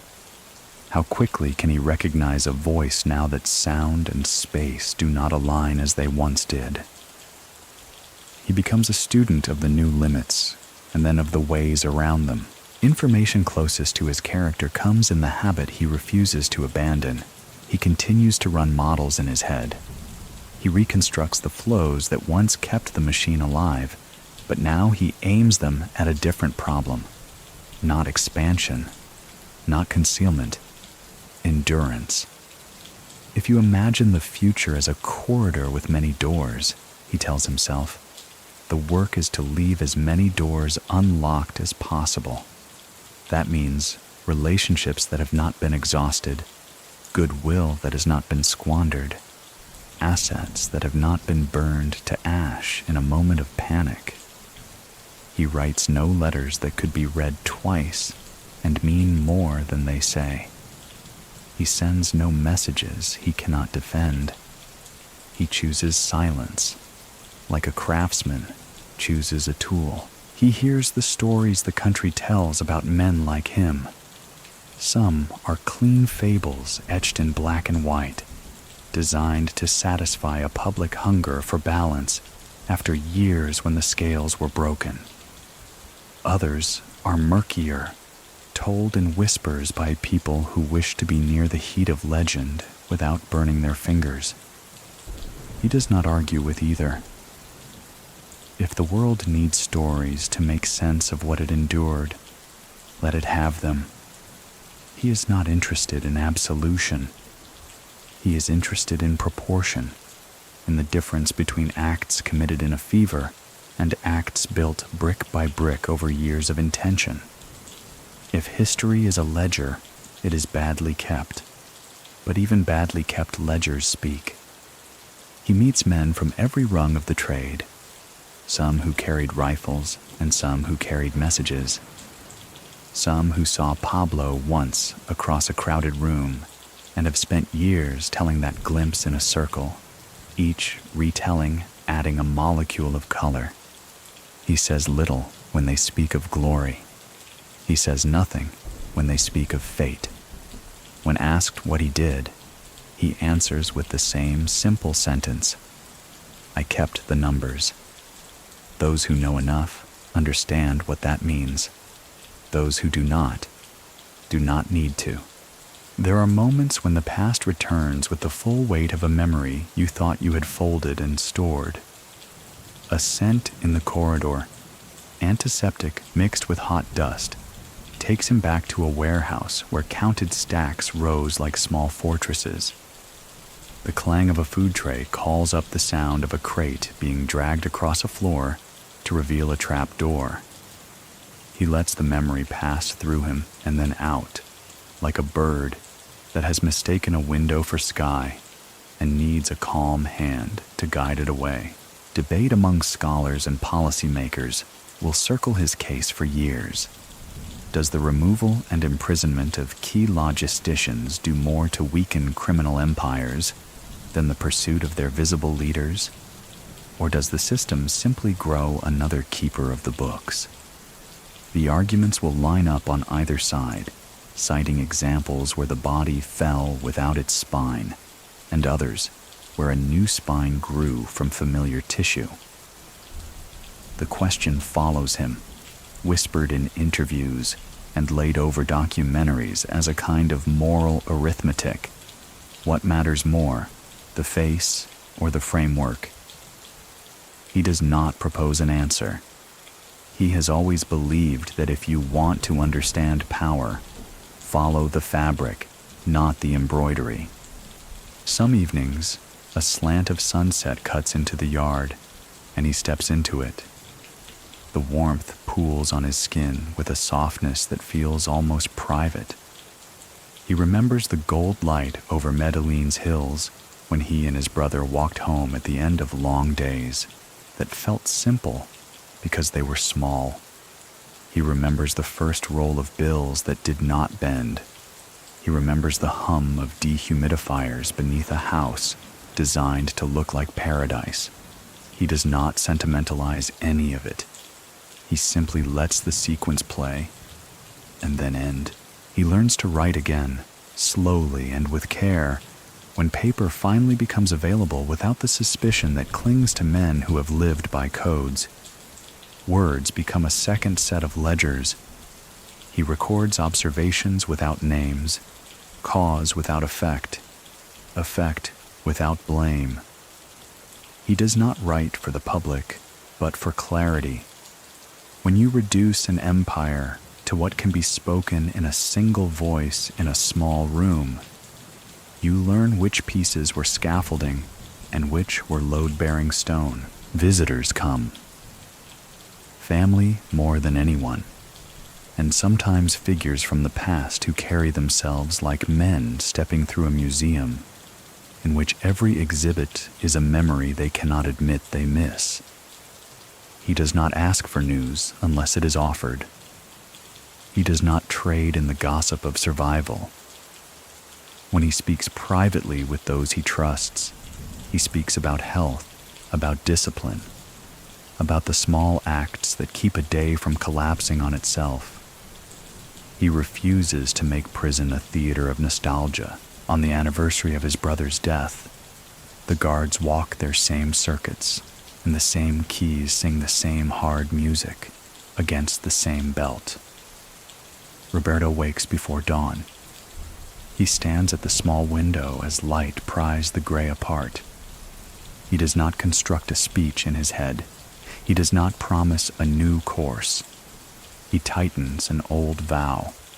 Keep what can be kept: dignity, proportion, restraint, and let everything else go like air, leaving a room you no longer live in. Time, the accountant that eats all margins, does its work. Appeals are filed. Conditions shift. Years accrete like silt on the bed of a slowed river. There are changes in the city outside that pass through his hearing as rumor, then harden into truth.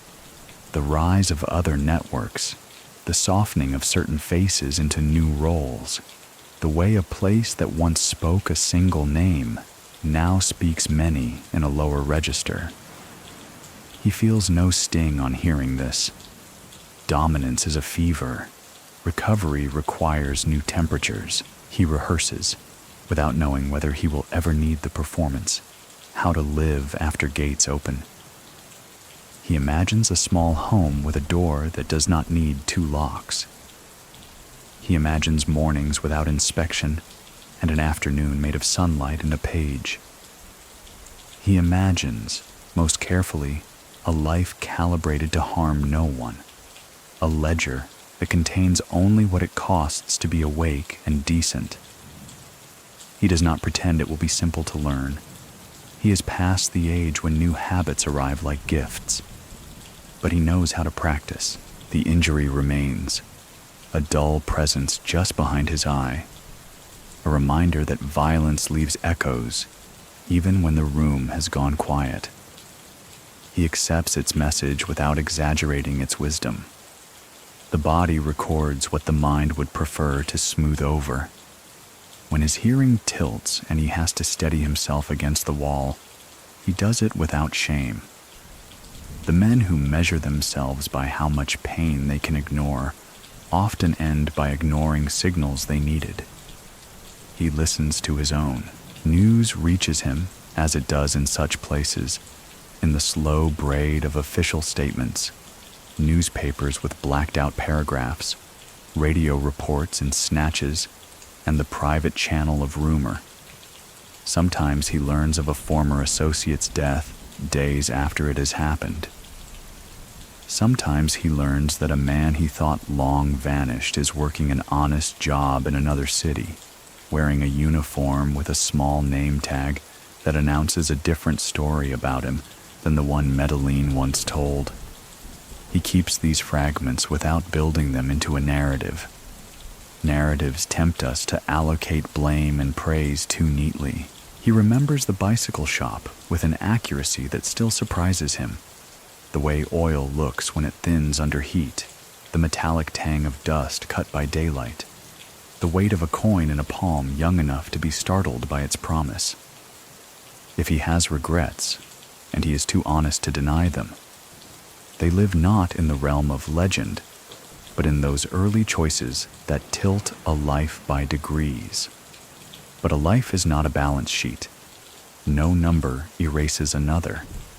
He understands this now better than he ever did when he had all the numbers within reach. There will be arguments, long after his sentence ends, about what men like him owe to the past and to the public record.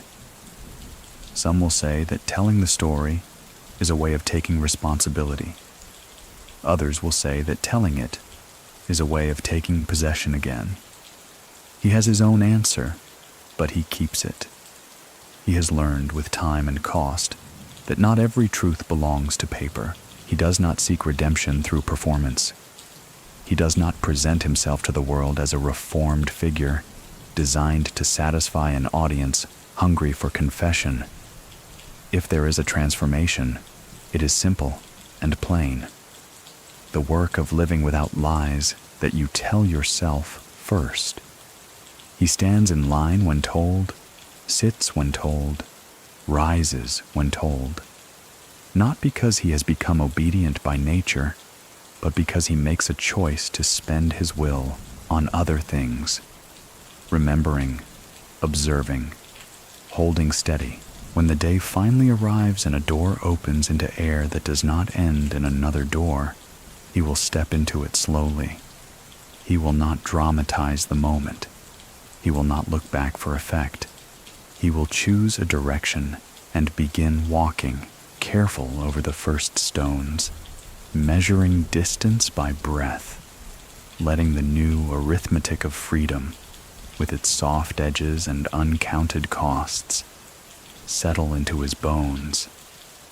He will not hurry. The outside world runs fast enough without his help. The ledger closes on this chapter without flourish.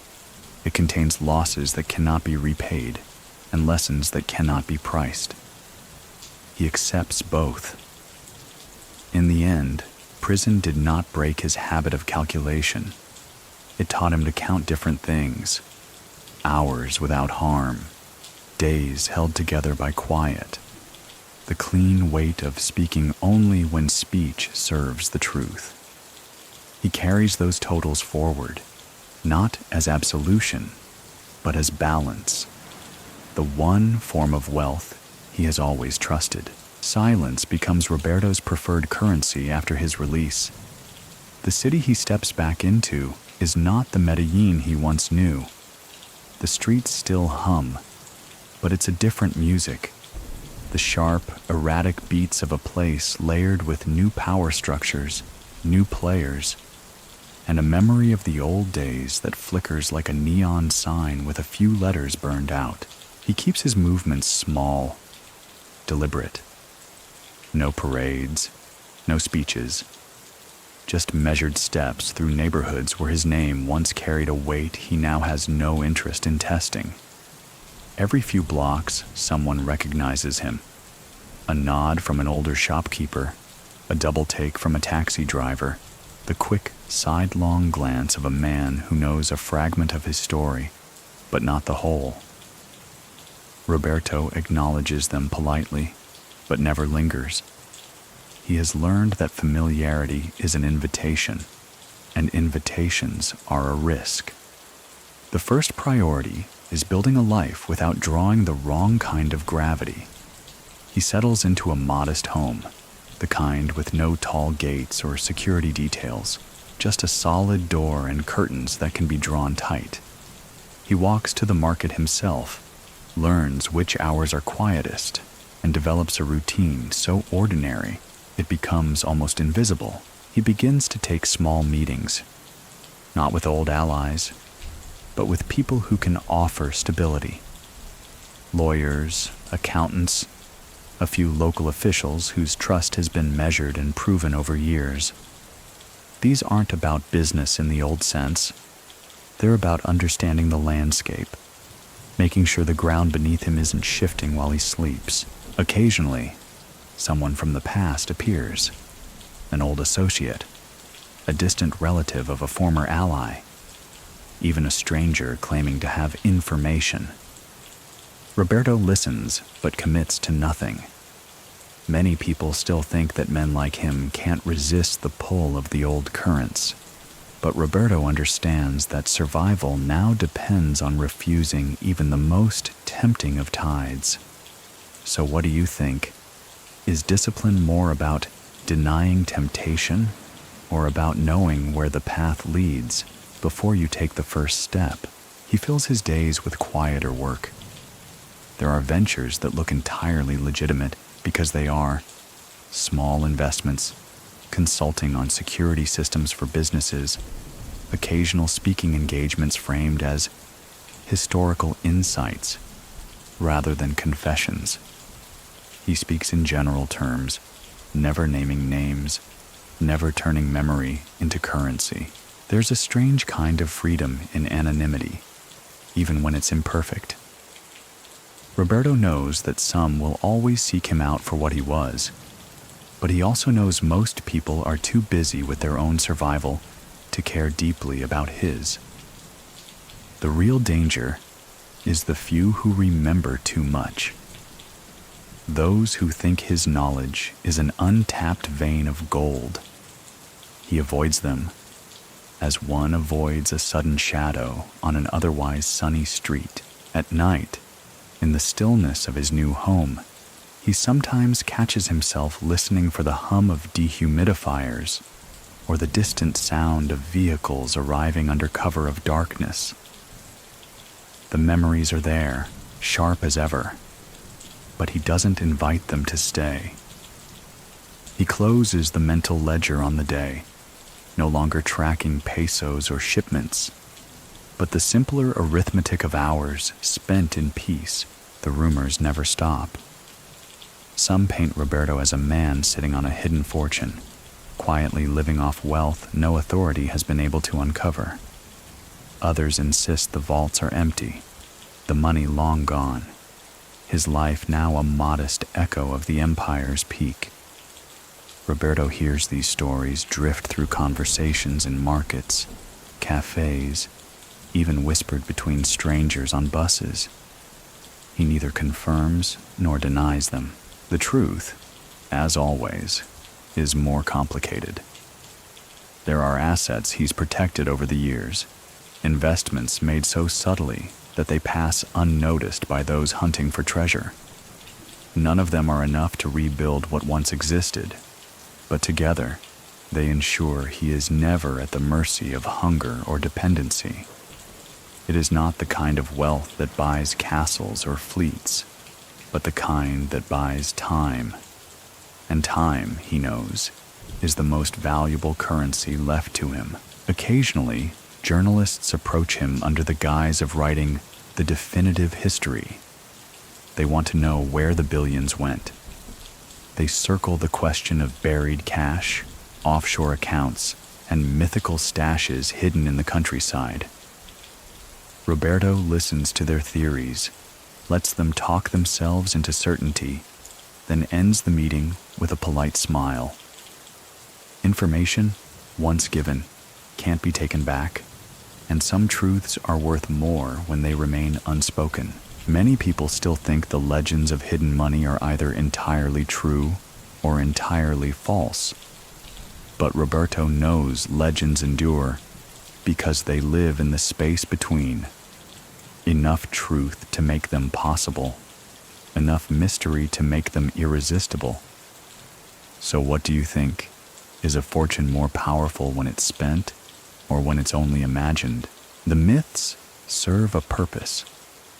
They create a fog around his present, a shield against those who might want to calculate his real position. If they believe he's broke, they underestimate him. If they believe he's rich, they hesitate before moving against him. In both cases, the uncertainty works in his favor. Still, there are risks. Old associates sometimes reappear, driven by desperation or greed, hoping to claim a share of something they are certain exists. Roberto deals with them carefully.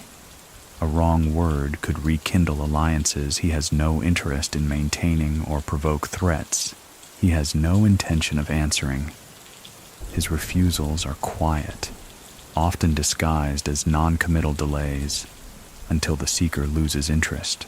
In private, he keeps a small, coded ledger, not of money, but of the stories themselves. Who is spreading them, how far they've traveled, which versions seem to stick.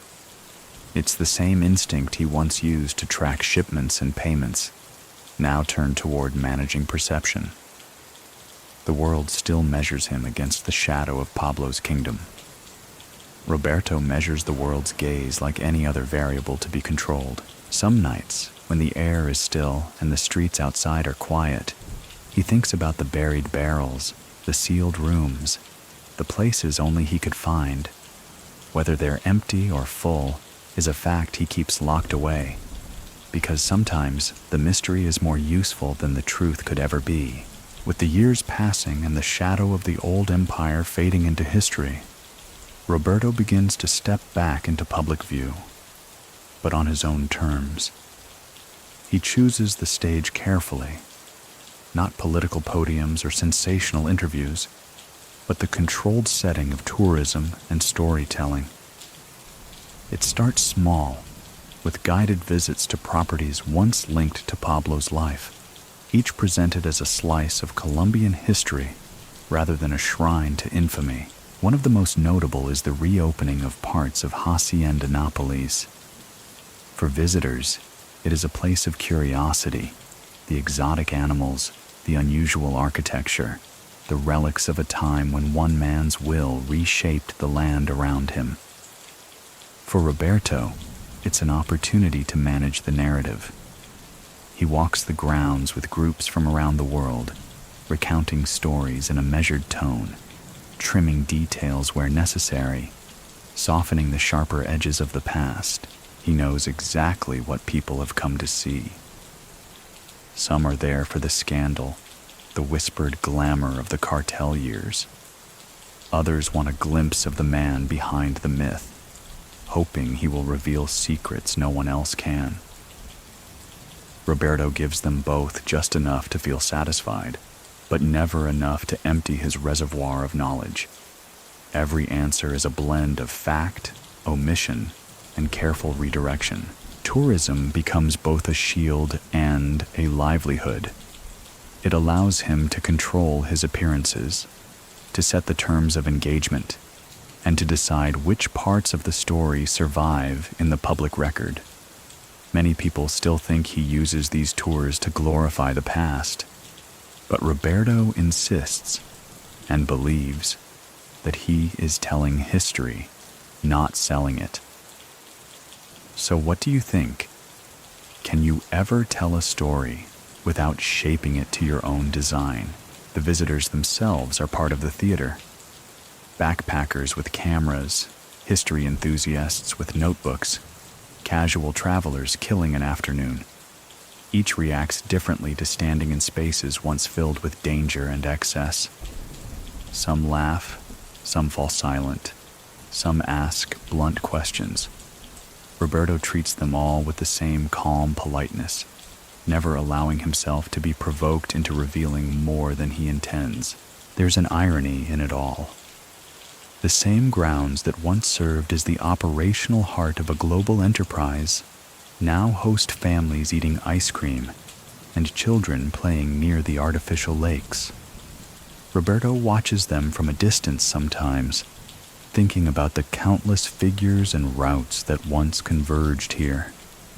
The land is the same, but the purpose has shifted entirely, and in that shift, there is a strange kind of peace. At the end of each tour, when the guests depart with their photographs and souvenirs, Roberto walks the property alone. He knows every corner by memory, where the safes once stood, where the flights once landed, where the conversations that changed the course of millions took place. He keeps those memories private, a separate tour that exists only in his mind. The more Roberto speaks in public, the more he realizes how fine the line is between history and glorification.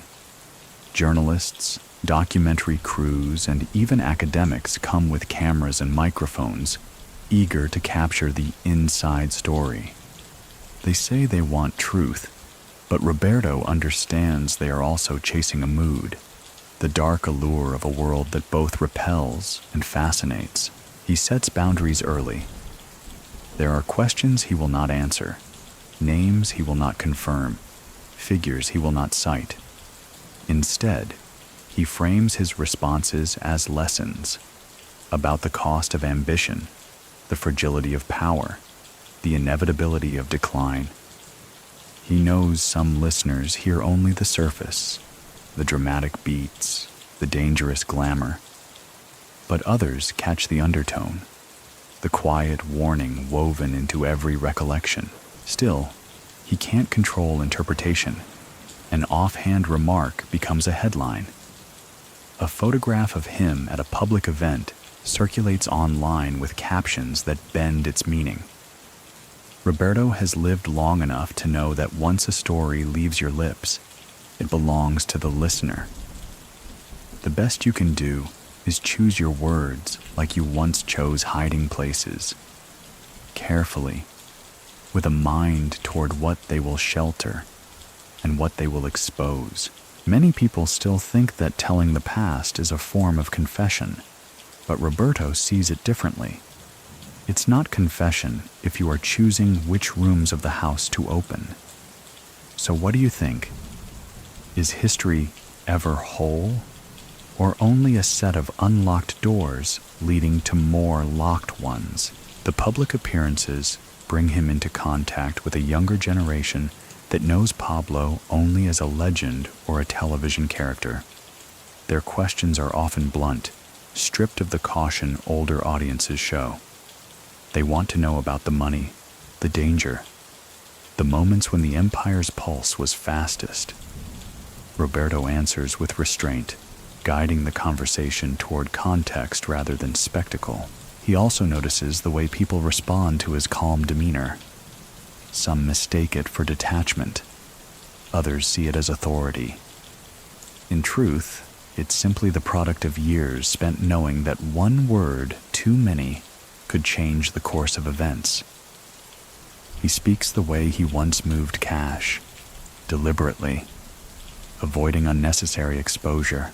Privately, he reflects on how his role has shifted over time. He was once the keeper of ledgers no outsider would ever see.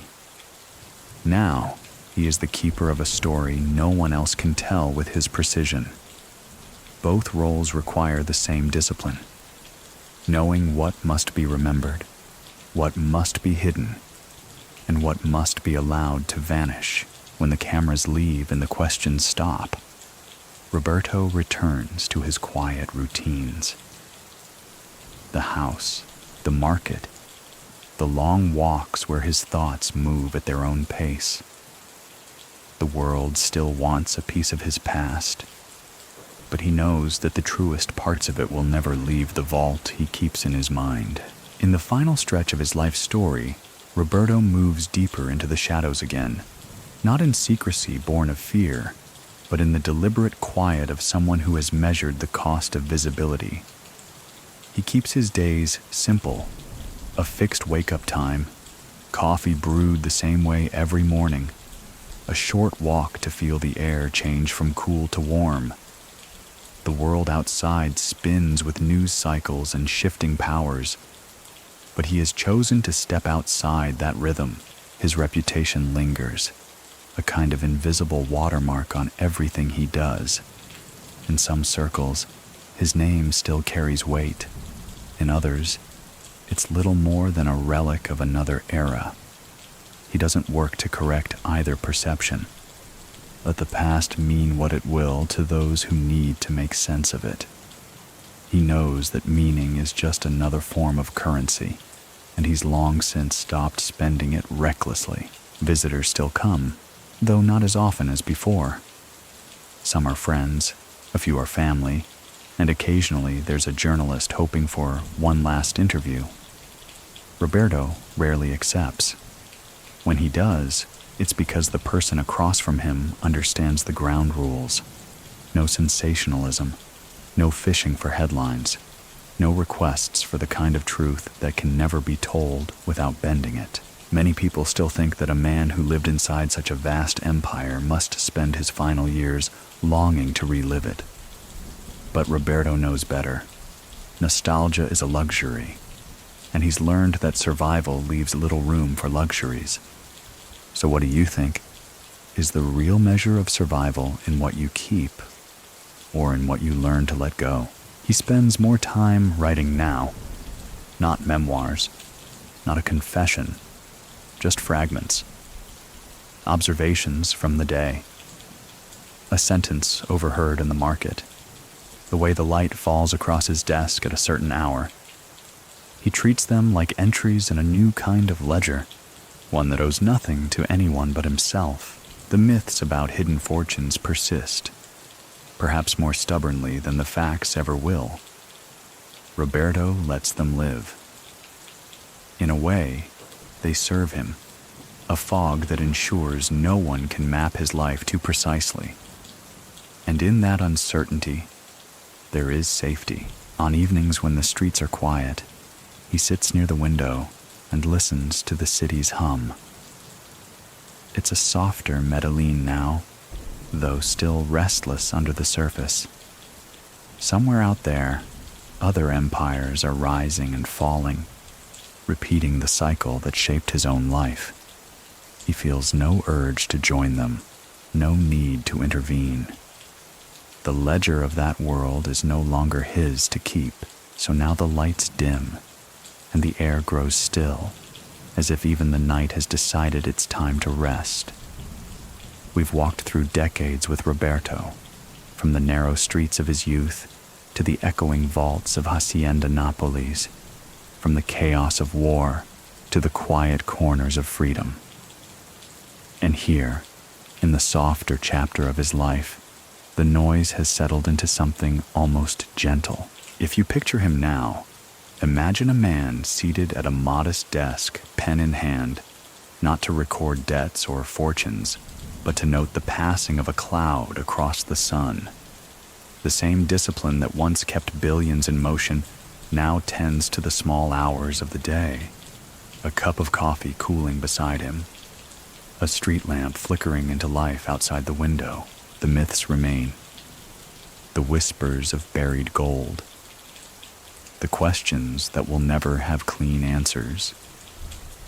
But those are for the world to carry. Roberto seems content to let them drift like leaves in a current, neither confirming nor denying, just watching them pass. The past is heavy, yes, but in this moment it rests on a shelf, not on his shoulders. And as the city settles into its own sleep, so too does the story. So, take a breath. Let the details blur a little. Let the edges of time soften. Somewhere out there, beyond the reach of noise and urgency, the keeper of Pablo's kingdom closes another day without a single number left unbalanced. And now, maybe it's your turn to close the book for tonight. Rest well. Sleep deep.